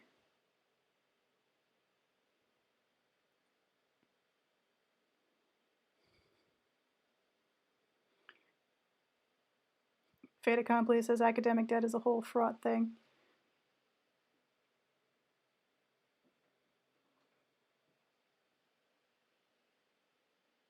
Yep.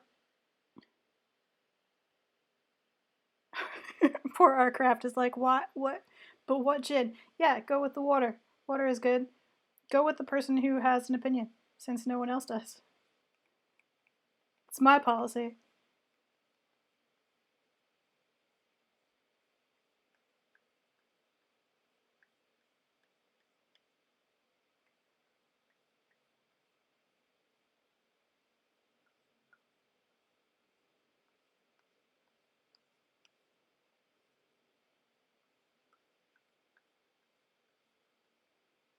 If only one person cares, well, they get to decide. It's only logical after all.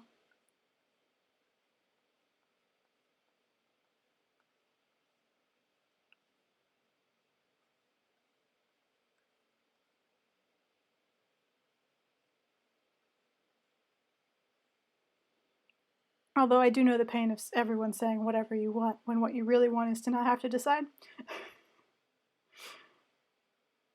Happens a lot. I've noticed.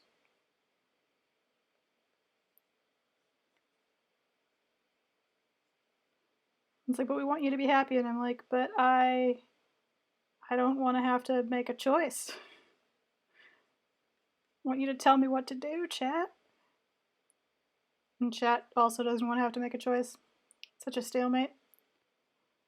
Everyone in chat says, we're watching this for entertainment. You choose. And I'm like, but I'm relying on you to make this interesting.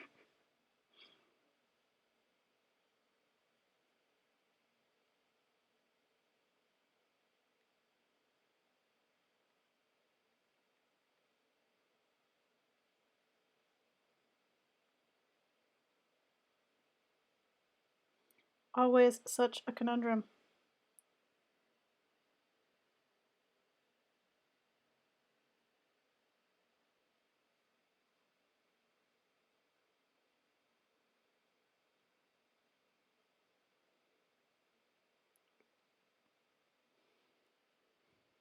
Uh-oh. I'm gonna vote for a different kind of gin at the last minute. But has Arcraft already poured the gin?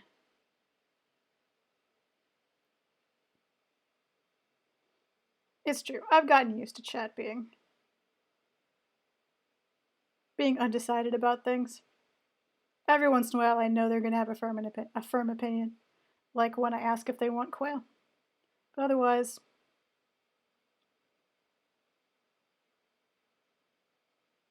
pretty generally.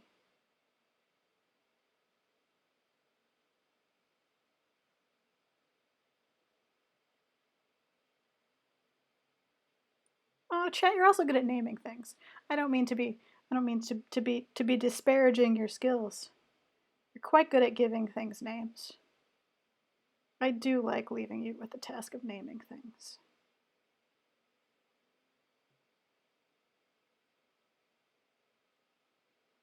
So we got Bartholomew and Elizabeth.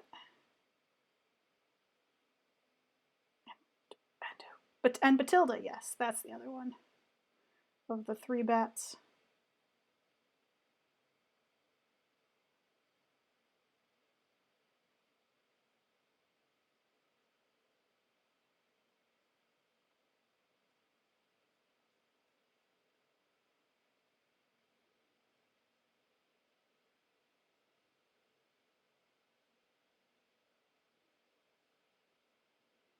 Those were the bat names.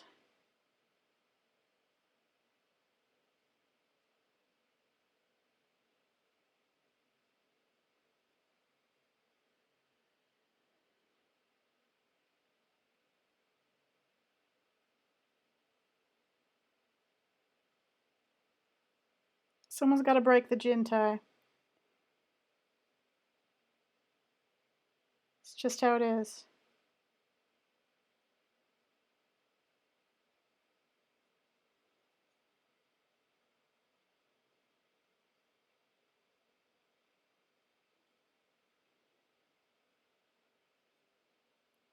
You know your duty.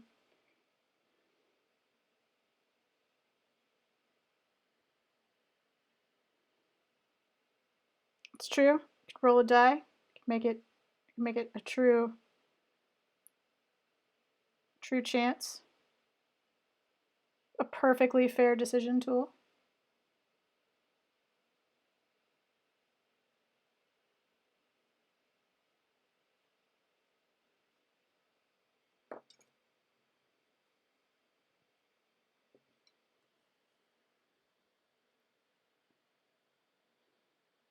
It's true. Or Arcraft could just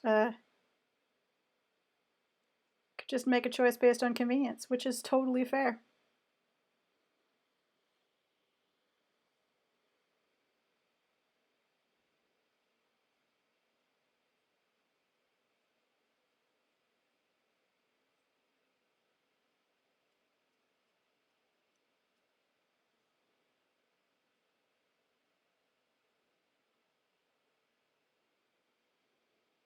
Oh, this poor teapot lid is so dry.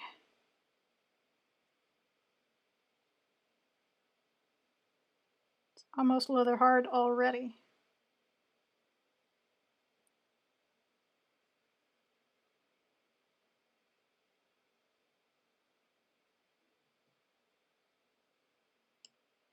That's okay. We'll make it work.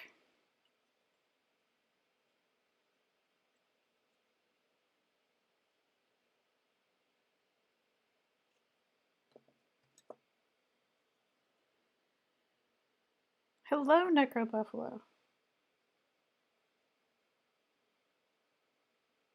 Hope things are going good. Or well, depending on how you prefer your English language.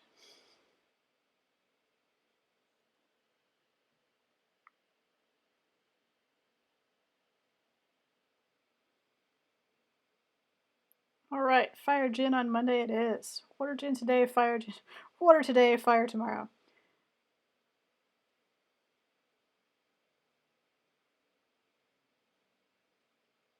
You know, for safety.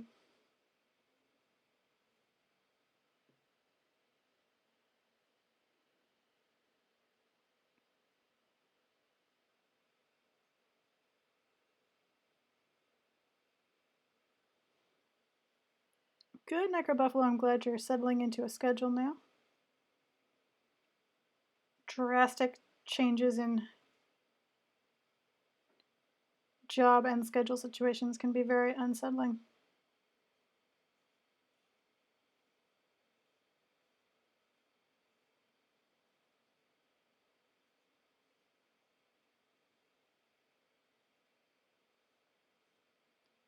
Okay, that's all I'm gonna get out of this, I think. It's gotten pretty dry. Just gonna set it on top there. See that for a minute? Okay. Put you just water everywhere. And I'm gonna be right back, take a break, make some tea.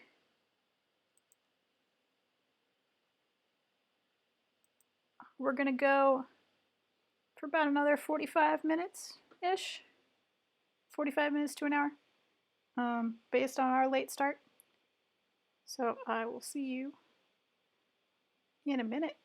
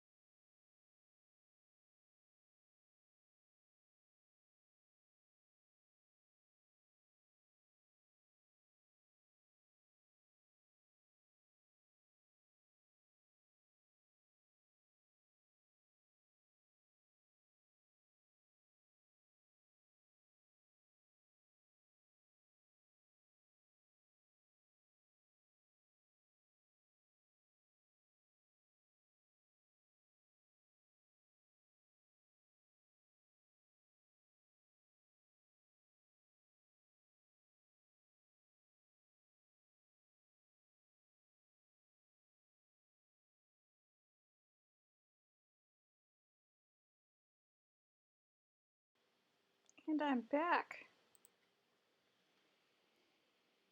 Oh, Shanna Serene was decorating Halloween gingerbread buildings with their kid. That's adorable, and I'm jealous.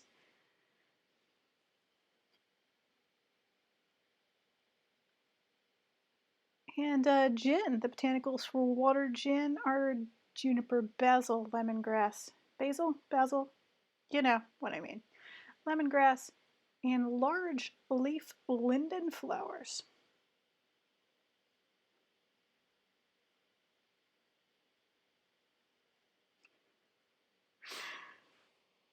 And Valkyrie just said hello to me. Confusing live streaming for playing video games online. Alas, this is a one-way conversation. You have to type. Although I know the feeling frequently when Hanako, Mamad is streaming, I will feel a desire to answer out loud. In part because it is easier, but also because it just seems like that just seems normal. I should be able to just answer. Ugh, my voice is going again.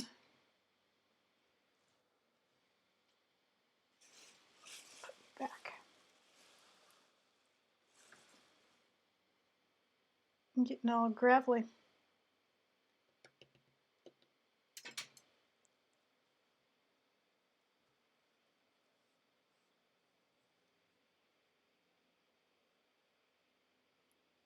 While I was gone, I sprayed this down, so it's a little bit better.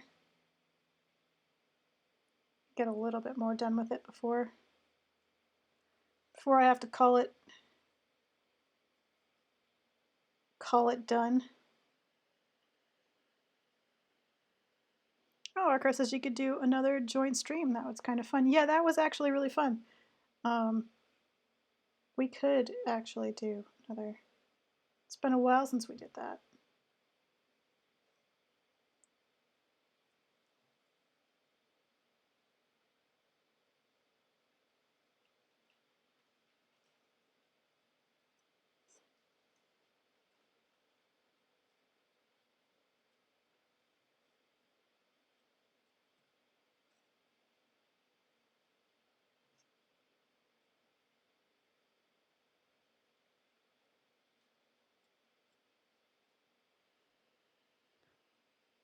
Things to plan for the future. I will mention it.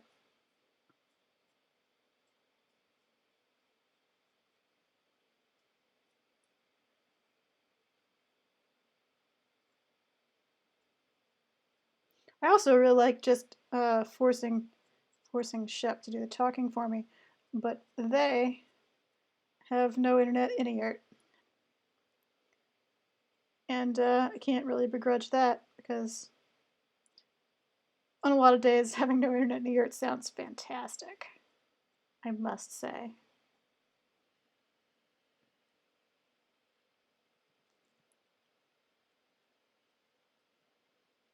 The general equivalent of I'm going to move to a cabin in the woods and never talk to anyone again.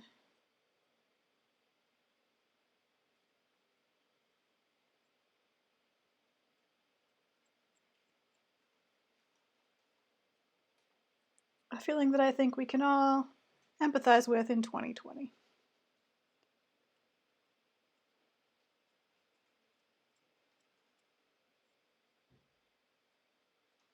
But it was super fun to troll Shep with art they were then expected to narrate. I, for one, felt like I got a lot out of that.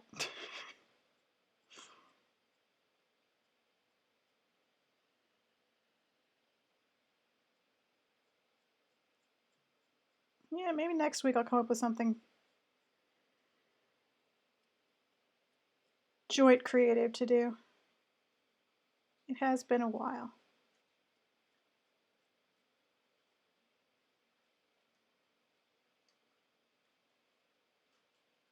And I do like playing with friends.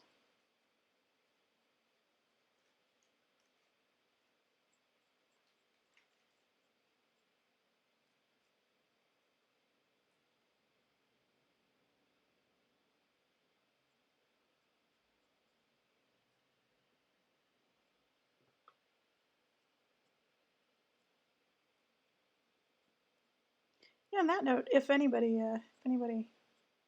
particularly liked a stream type or topic and misses it or wants it done again, feel free to bring it up. Not to ruin the mystery and illusion of my competence, but frequently, the day before a stream, I'm like, I don't know what's going to happen. I don't have a plan. Sometimes I have something comes up. I wanted to do pottery this week for sure. Sometimes I post something and the internet really, really likes it, and I go, I guess I'm going to give some squirrels some axes this week. But sometimes it comes right up to the time I'm going to start the stream and I have no idea.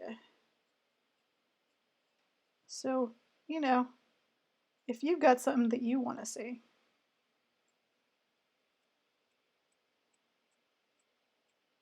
having a backlog of ideas to fall back on is actually pretty helpful.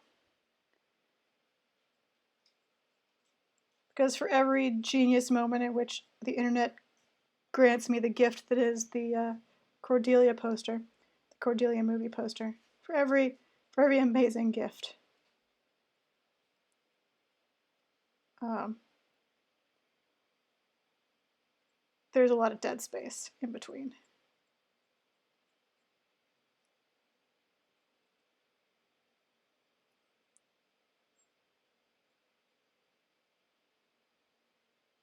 Where I just don't know what to draw.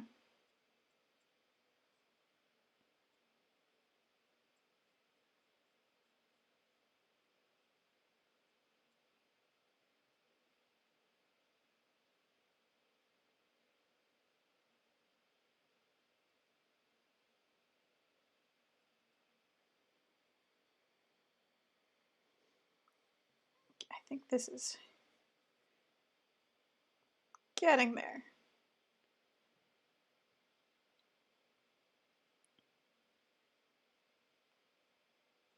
Need some smoothing, but for the most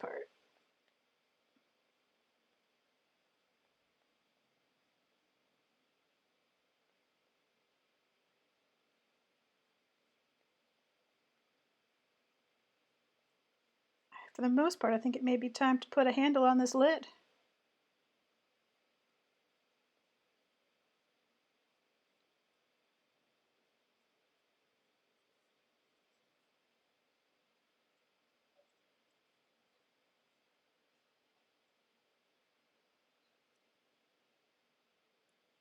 Because that would be nice.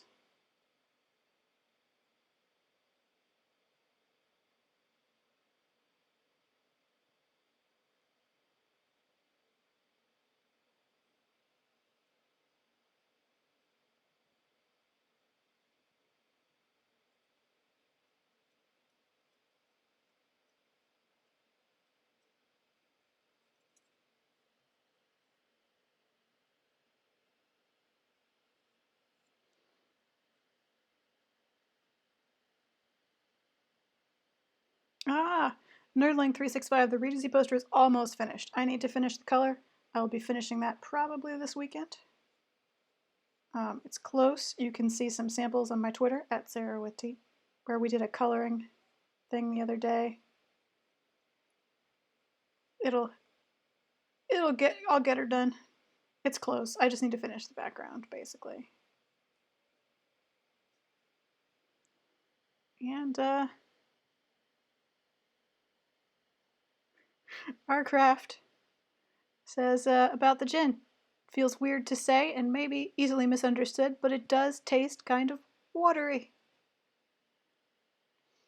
I feel like what you mean is that it tastes like the idea of water rather than like watered down gin. Is the impression that is that the correct assumption?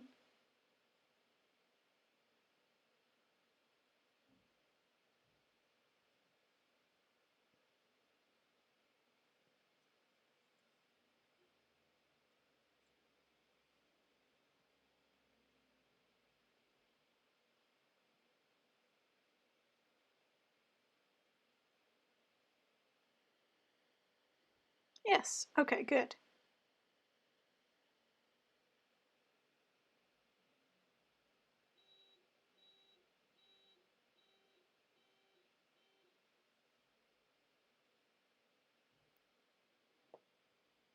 Okay, let's set you there.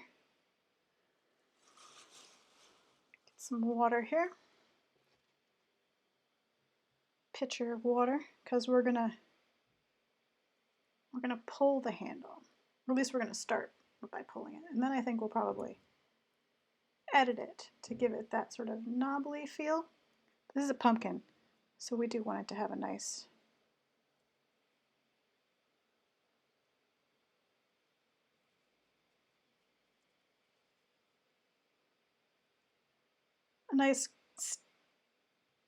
twisty stem.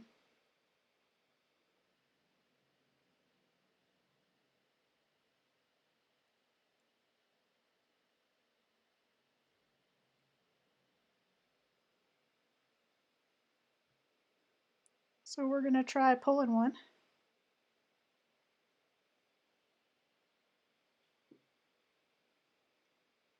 Deciding how thick we want to start. How big a base do we want? We want it to be pretty hefty because we're gonna sculpt into it.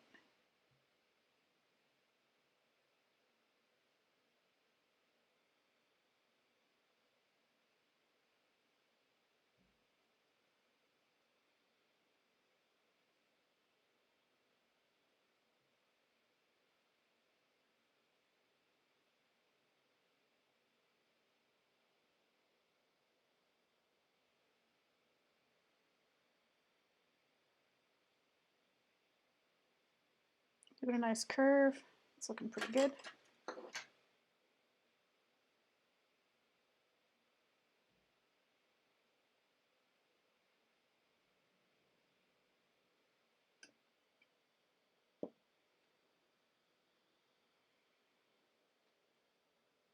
Bit much, bit much.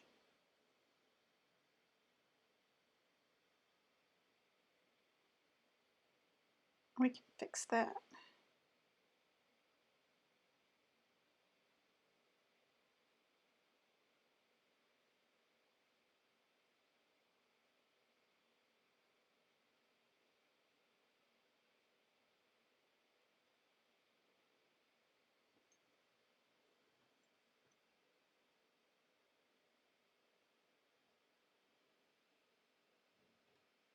It off just a little bit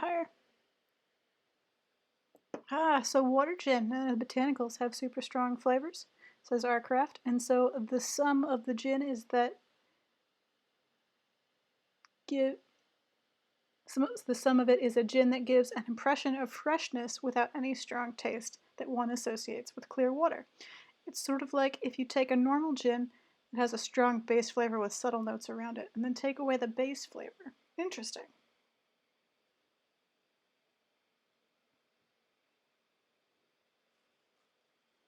Interesting, but also, yeah, kind of water, basically. Gotta wash my hands here. Hope I didn't put that down in a bunch of shards of dry clay as I look down at my desk. Oh, good. I missed most of them.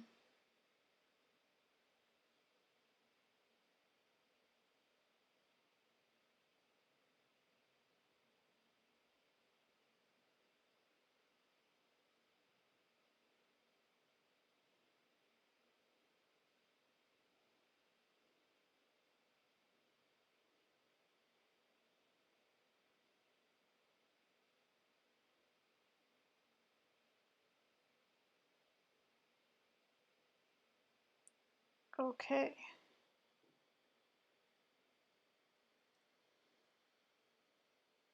Let's get that.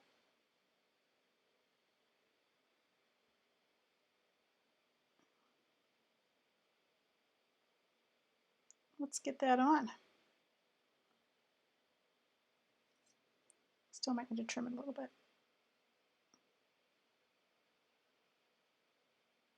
There we go. Okay. Don't dip your tool in your tea. Don't do it. Almost happened. Not great.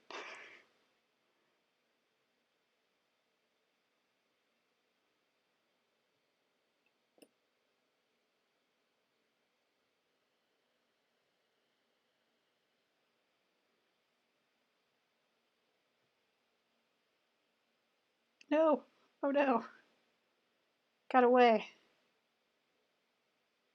Slipped away.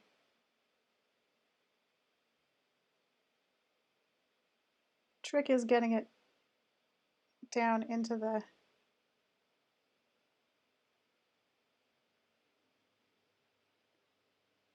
divot.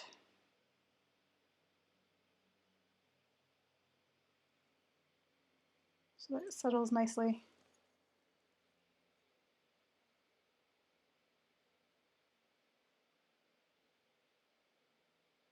into the cracks.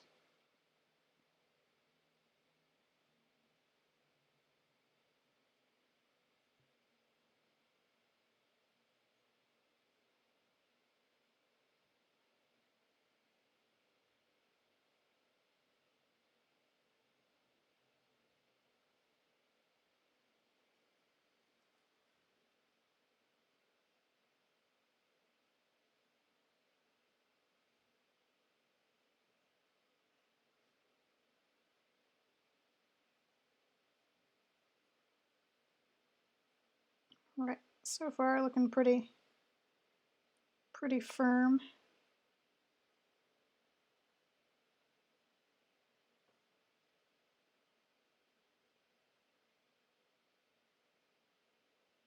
Pretty well attached.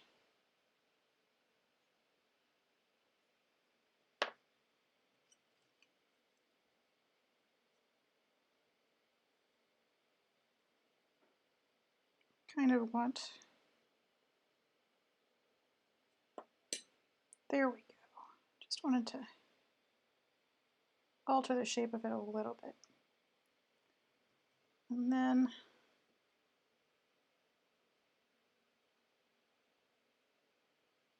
I want the ends to be like it's been cut, not smooth, like it's been chopped off.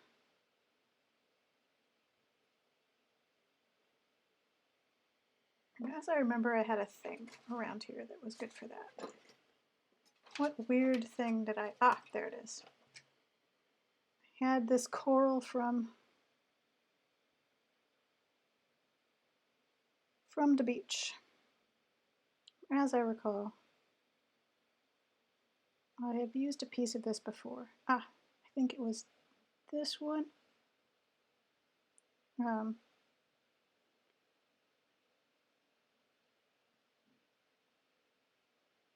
Yeah. Hang on. Grab the camera so that you guys can see the detail here. Because it's worth seeing the detail.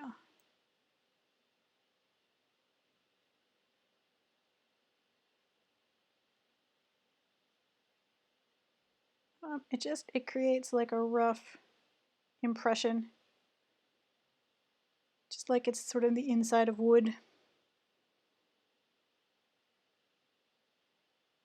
which is cool and serves this purpose particularly well, I think.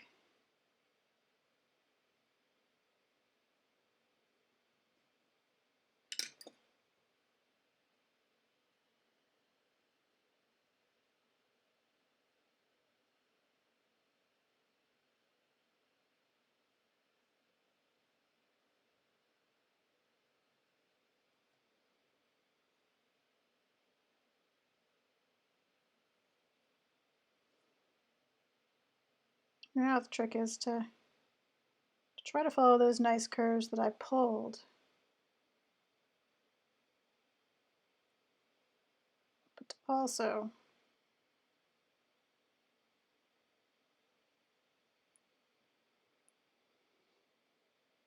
add some of that knobbliness.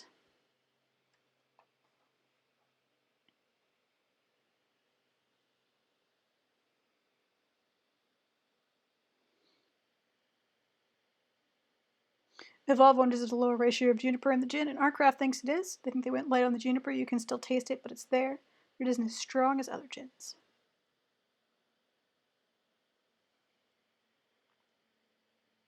So this is another one that isn't suited much to making gin and tonics. And probably other mixed drinks because it will get overshadowed easily.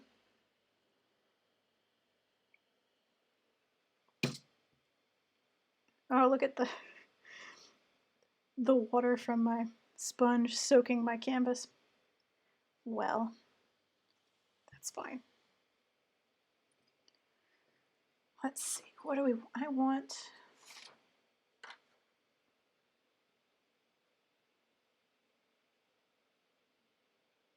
like I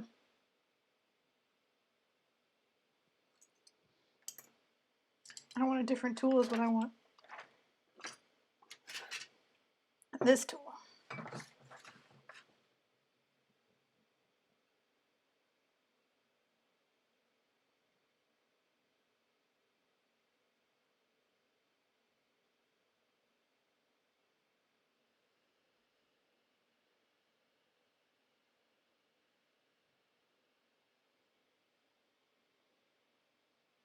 Because there's already a little bit of a raise here, so I'm just gonna use that to my advantage.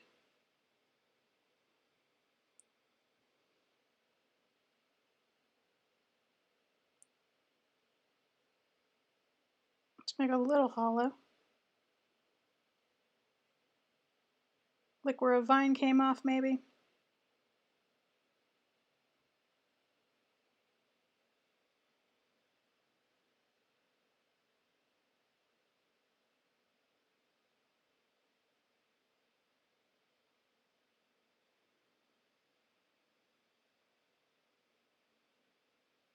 And deepen some of these lines.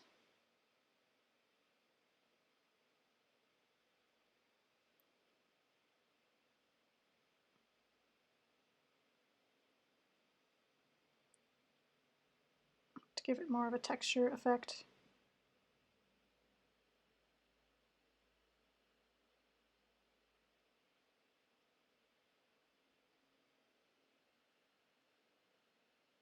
Have this one come around the corner, kind of.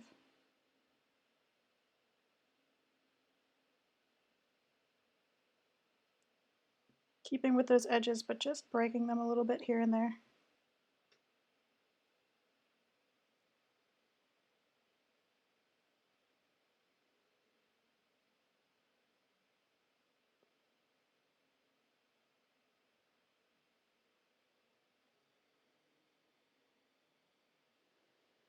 Give it a little more texture. Our craft set is still a very nice gin, also a limited edition, so if you want it, you'd better get it soon. The distillery's online shop is already sold out of the Air variety. I don't know how much they have left of the others. So, if you can get it, if you live in a place where they will sell it to you, probably not America, as we've gone over in the past. Apparently, shipping gin to America, or shipping any alcohol to America, or within America even, is a horrifying adventure in separate state laws.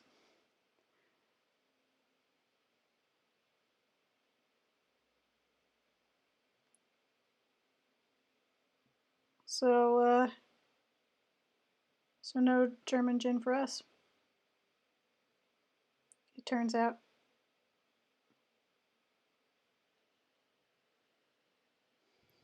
Ooh, air gin with bubbles seems unlikely. Yeah, I don't know.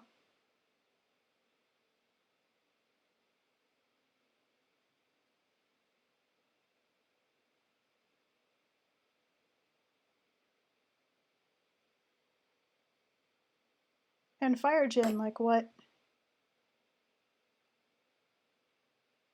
makes it fiery?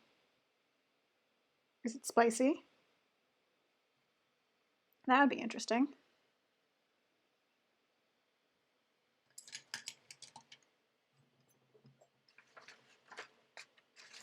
I really should have put my tools away instead of leaving them in a pile over here. It's making everything harder to find.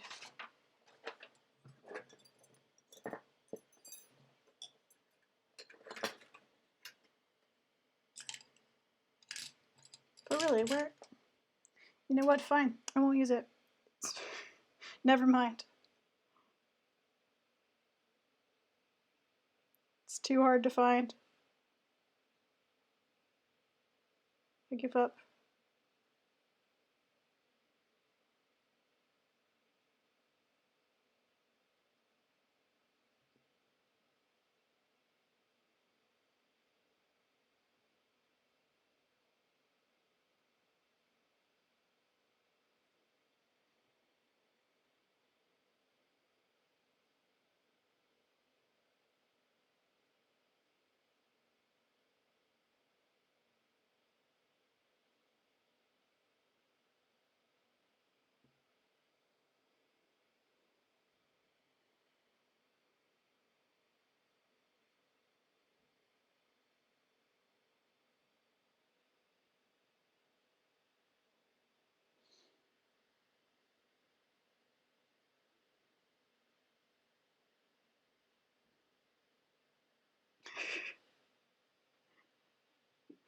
Oh no. Willy Wonka and the Chocolate Factory jokes.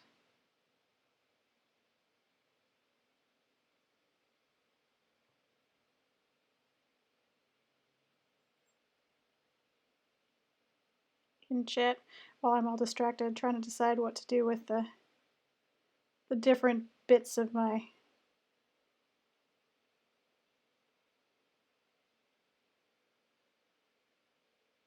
pumpkin stem.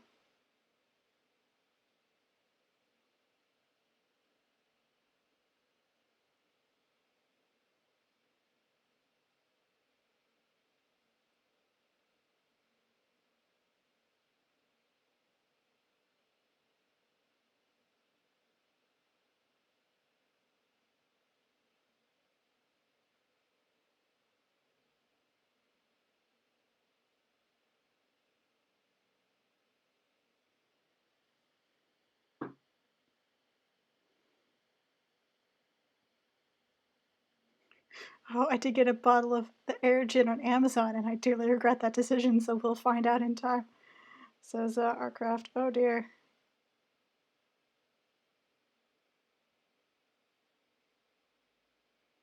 Sounds fraught.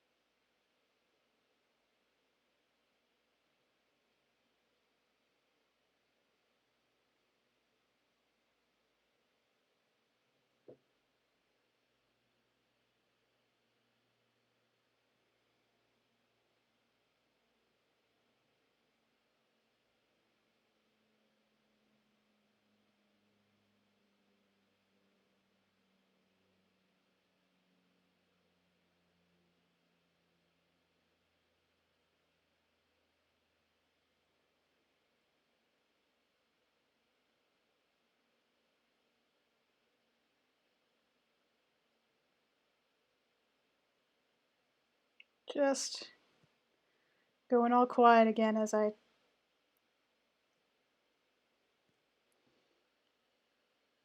make decisions as I go.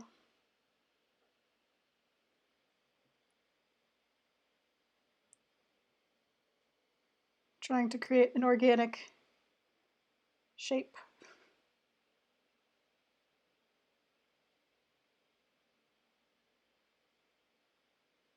That is interesting.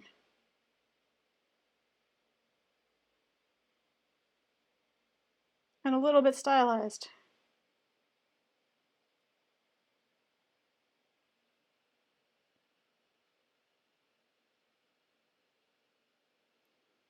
To match the sort of little bit stylized fact that there is a pumpkin that is also a teapot.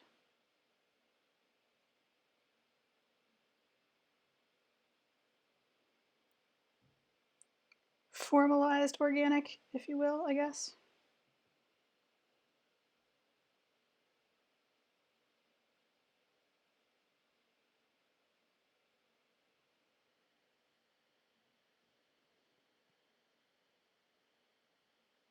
Oh no, Archive says turns out when you don't pay delivery people, they act like it. Yeah, that's fair. It's true.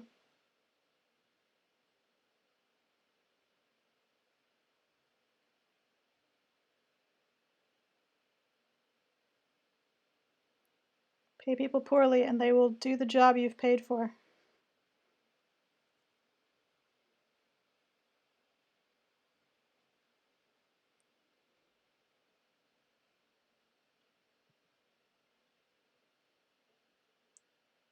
Which makes sense, really. So, what can you do?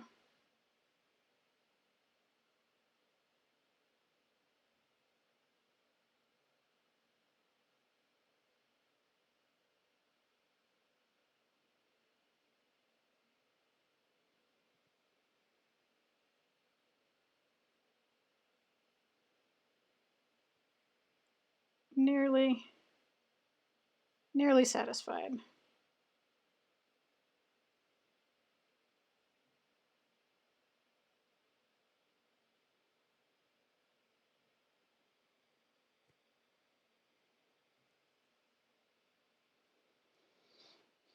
Nearly.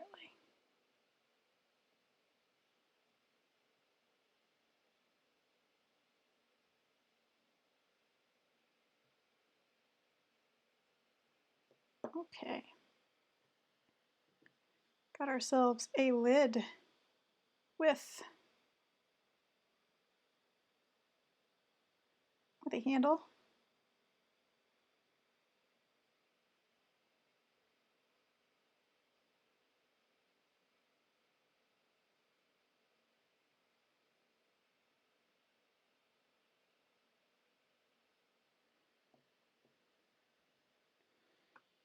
Gotta adjust my focus again here. There we go.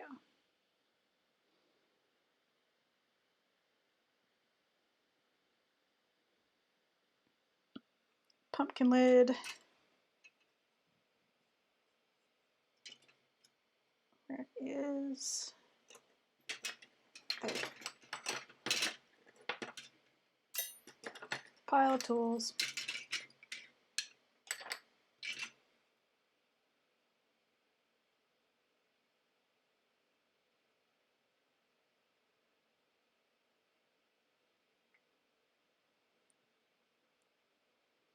This is technically for burnishing. It is not quite dry enough for burnishing properly, but this is a nice smooth tool. That's good for helping clear away all of the little marks I've left while adding the handle.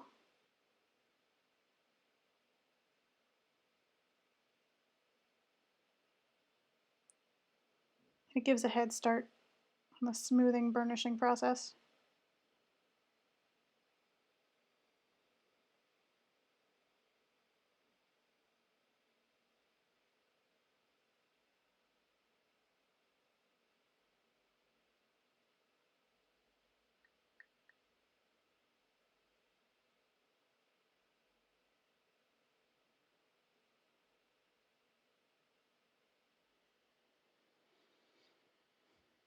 Well, everybody likes the stem. Thanks, chat.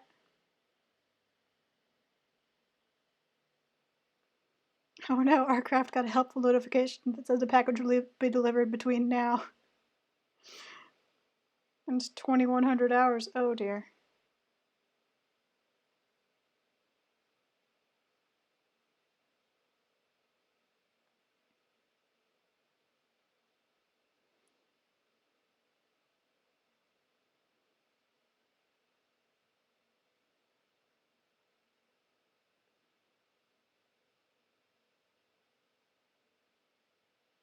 Your package will be delivered sometime.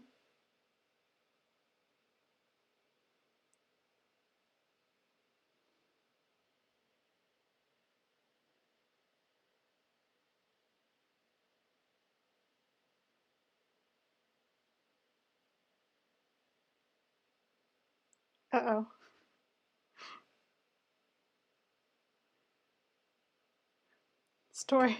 The story keeps going.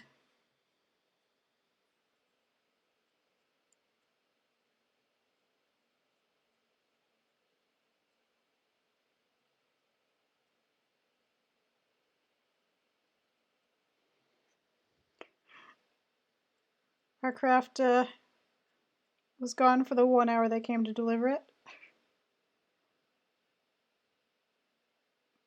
Getting the air gin turns out to be difficult.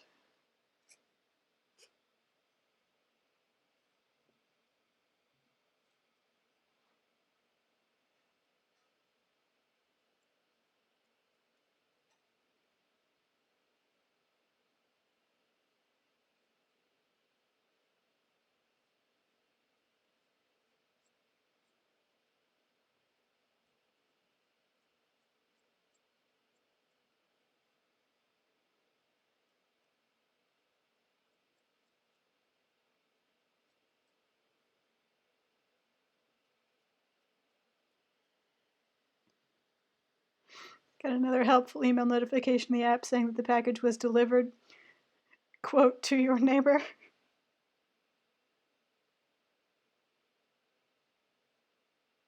Oh no.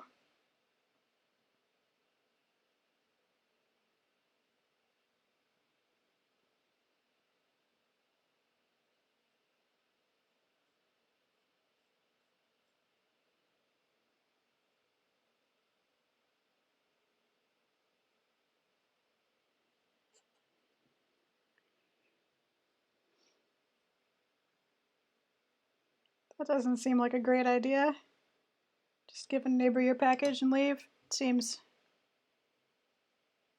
like it has the potential to go wrong. Somehow.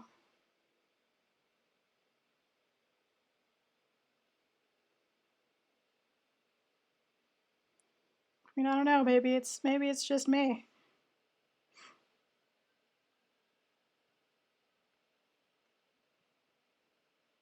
It's not even that I don't like my neighbors, I just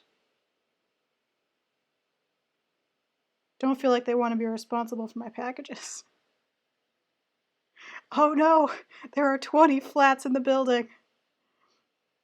And they didn't tell Aircraft which one they gave it to. Oh no. Get to know your neighbors. Thanks to Amazon.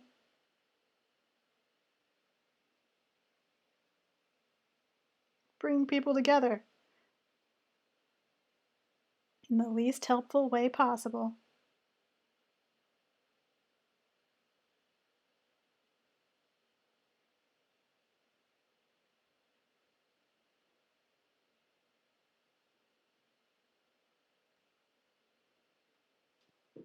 Okay. Set that aside for the moment. Because now we have a pumpkin. Pumpkin, very like this drawing. Obviously, still needs a handle and a spout. But first, gonna work a little bit on the main body of the pumpkin before we wrap up, just a little bit.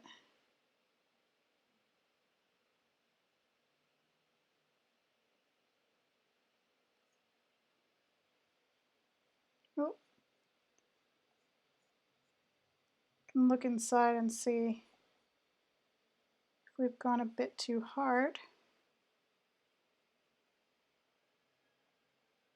It's a little bit dry, so I don't want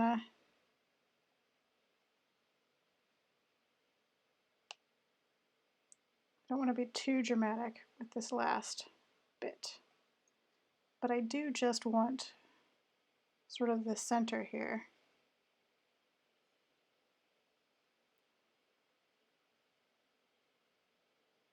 to feel like a deeper crease.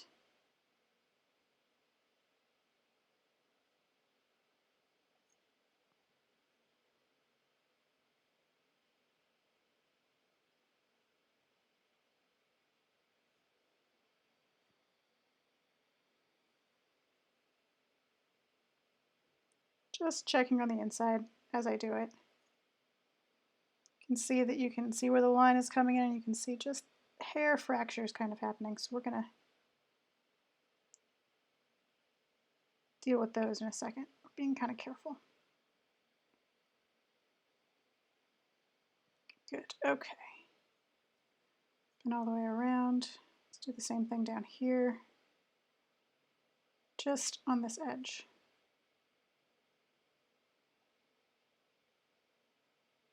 Where it curves up. Not in the middle, we don't care about that. That's the bottom. It's just for verisimilitude, so that when you turn it over, it still feels like a pumpkin. Basically, the idea being that sort of every way you could hold the object still sort of has the same sense. Before it gets too dry, stamp myself on it there.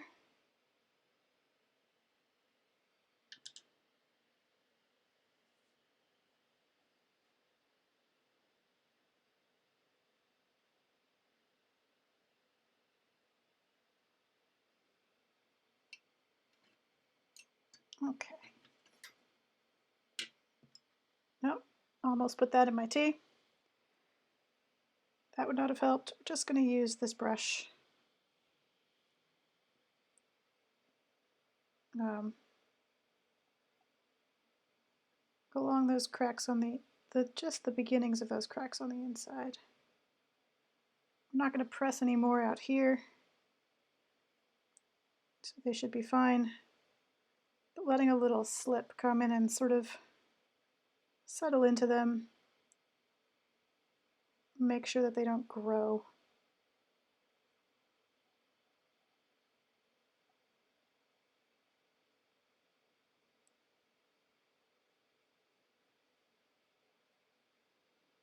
Especially as it dries.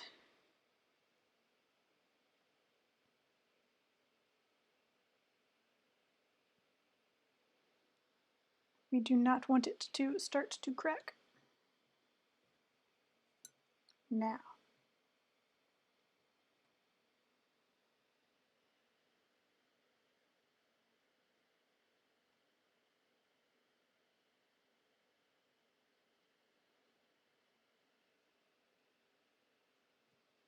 Oh, it's nice that you can just leave a note for your neighbors.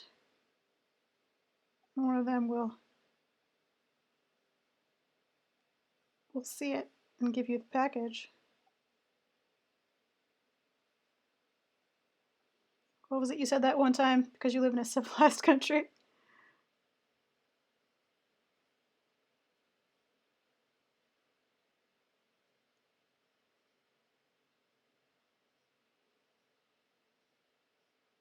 Ah, America.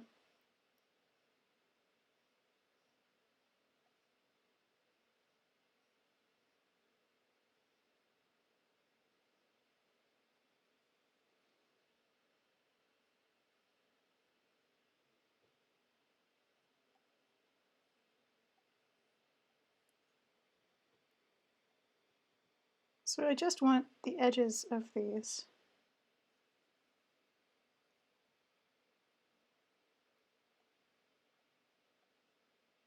to be a nice smooth curve instead of what we have now, which is that sharp edge. So I'm just going to go around removing that sharp edge. Ideally gently, without pressing towards the center anymore. Because I don't want to make this deeper. I just want to make sure that it's nice and smooth.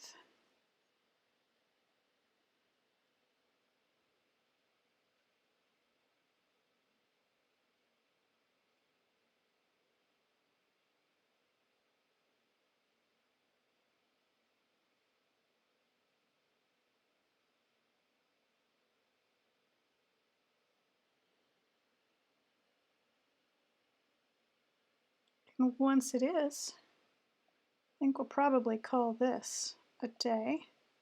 A stream. We'll probably wrap up. Not enough time left to do the big things that need doing, like the handle on the spout. You definitely don't want to rush a spout.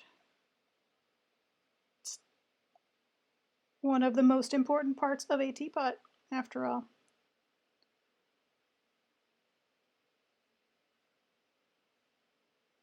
So,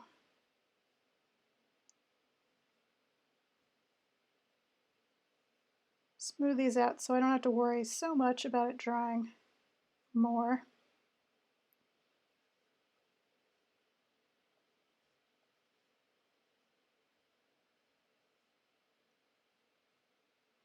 And then call it good, having achieved at least the pumpkin part. You know, our craft bonding with neighbors. Get to know is bonding with neighbors over challenges with Amazon. Yeah.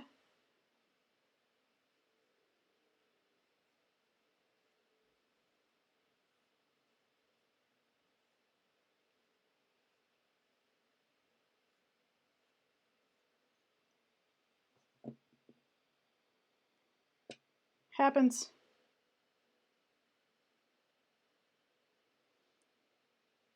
I mean, I spoke to one of my neighbors this morning over a large fallen tree branch that was blocking the whole road.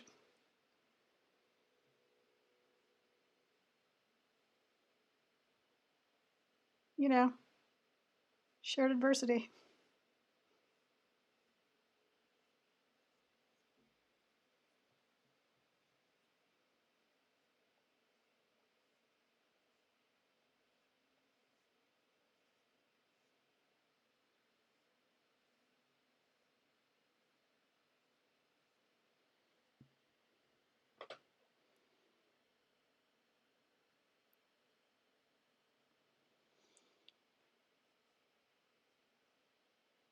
So once we finish this, probably I'll have to do it off camera again. I will attempt to remember to take a video of it. And I don't think I'll play the video live. I think I'll just put it on YouTube. As fun as it was that one time to play the video and talk through it on stream. We'll see, but I feel like that's a little bit.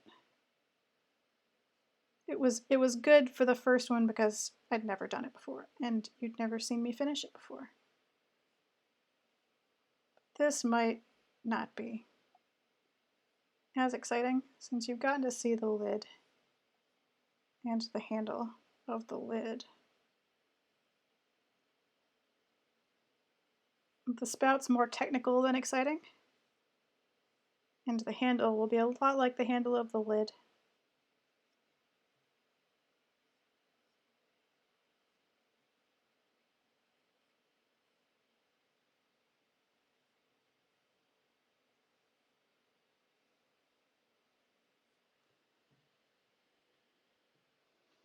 So, you know.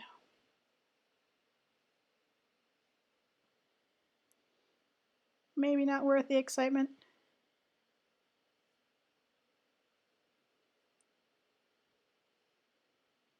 Of narrating a video live.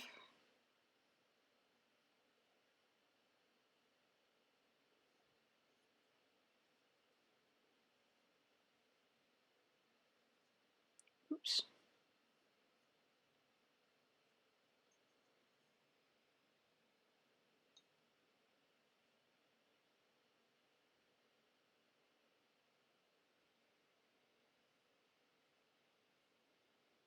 Gotta do both sides, you know?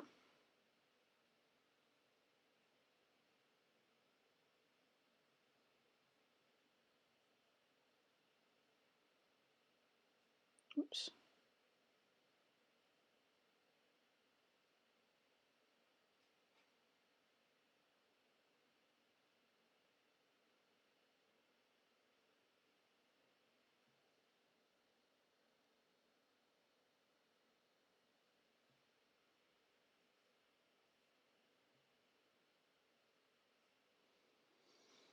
It is too warm for overhead lights,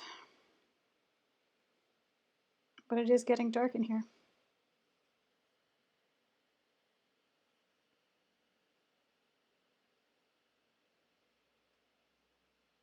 Just about all the way around. I hope everyone has enjoyed This little pumpkin teapot adventure.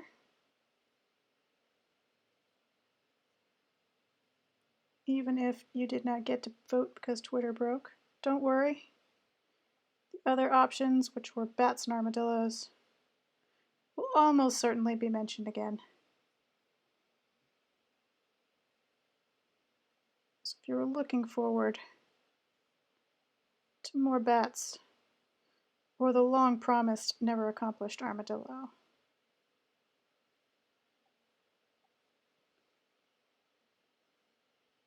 it can still happen in the future.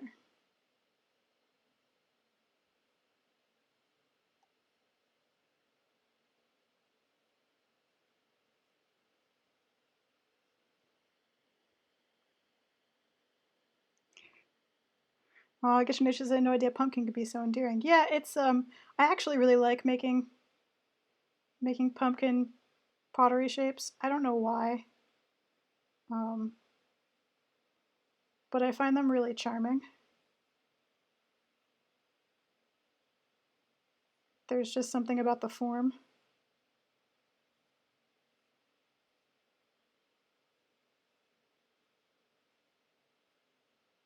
Oops.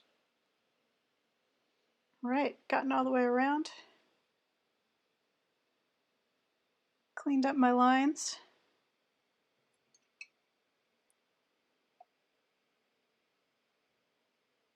Do a bit of tidying here. All those places where I accidentally stabbed it with my fingernails.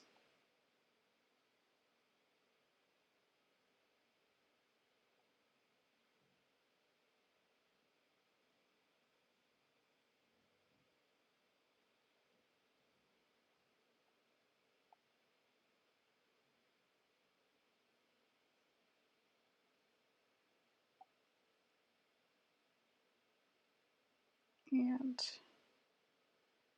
a little bit of extra smoothing.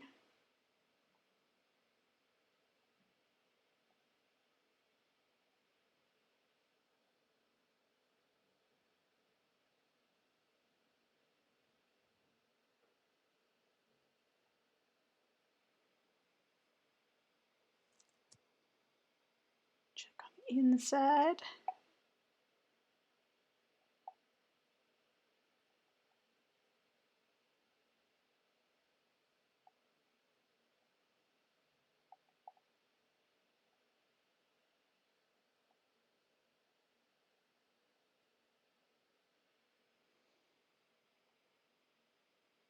All right.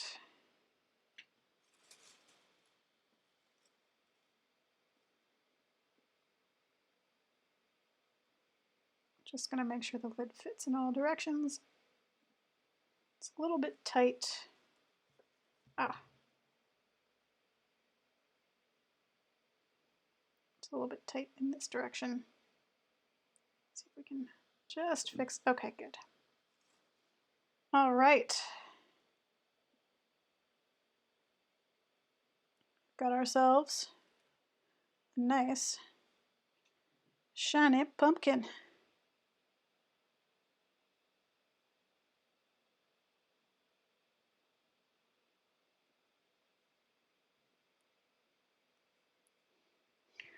Our craft says the paper soda manufacturer finally loaded.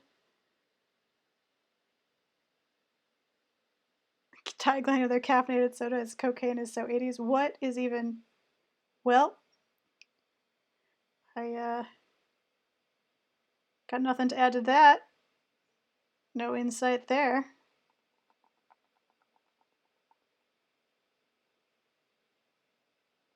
Just gonna polish this up a little bit because this is the bit that has to sit on the table and it's not going to be glazed. So you definitely want this bit to be nice. Nice and smooth.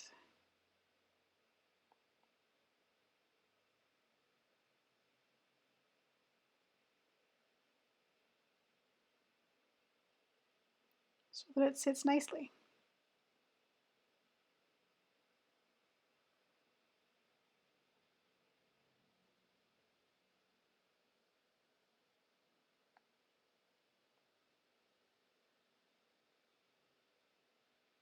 There we go.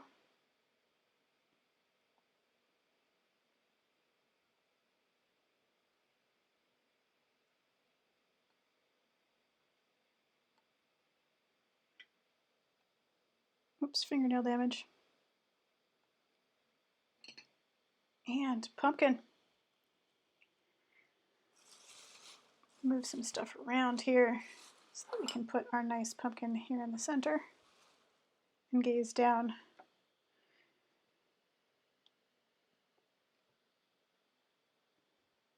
At it from all angles. And that's where we're gonna wrap up. It's dark. I want to make some dinner.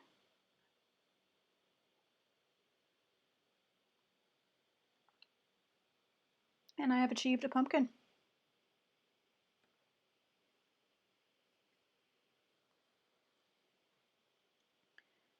I hope that you enjoyed today's pottery stream making pumpkins. As always, remember that if you enjoy Artcraft's gin reviews, you can slip him a few dollars at ko-fi.com/ricksginfund.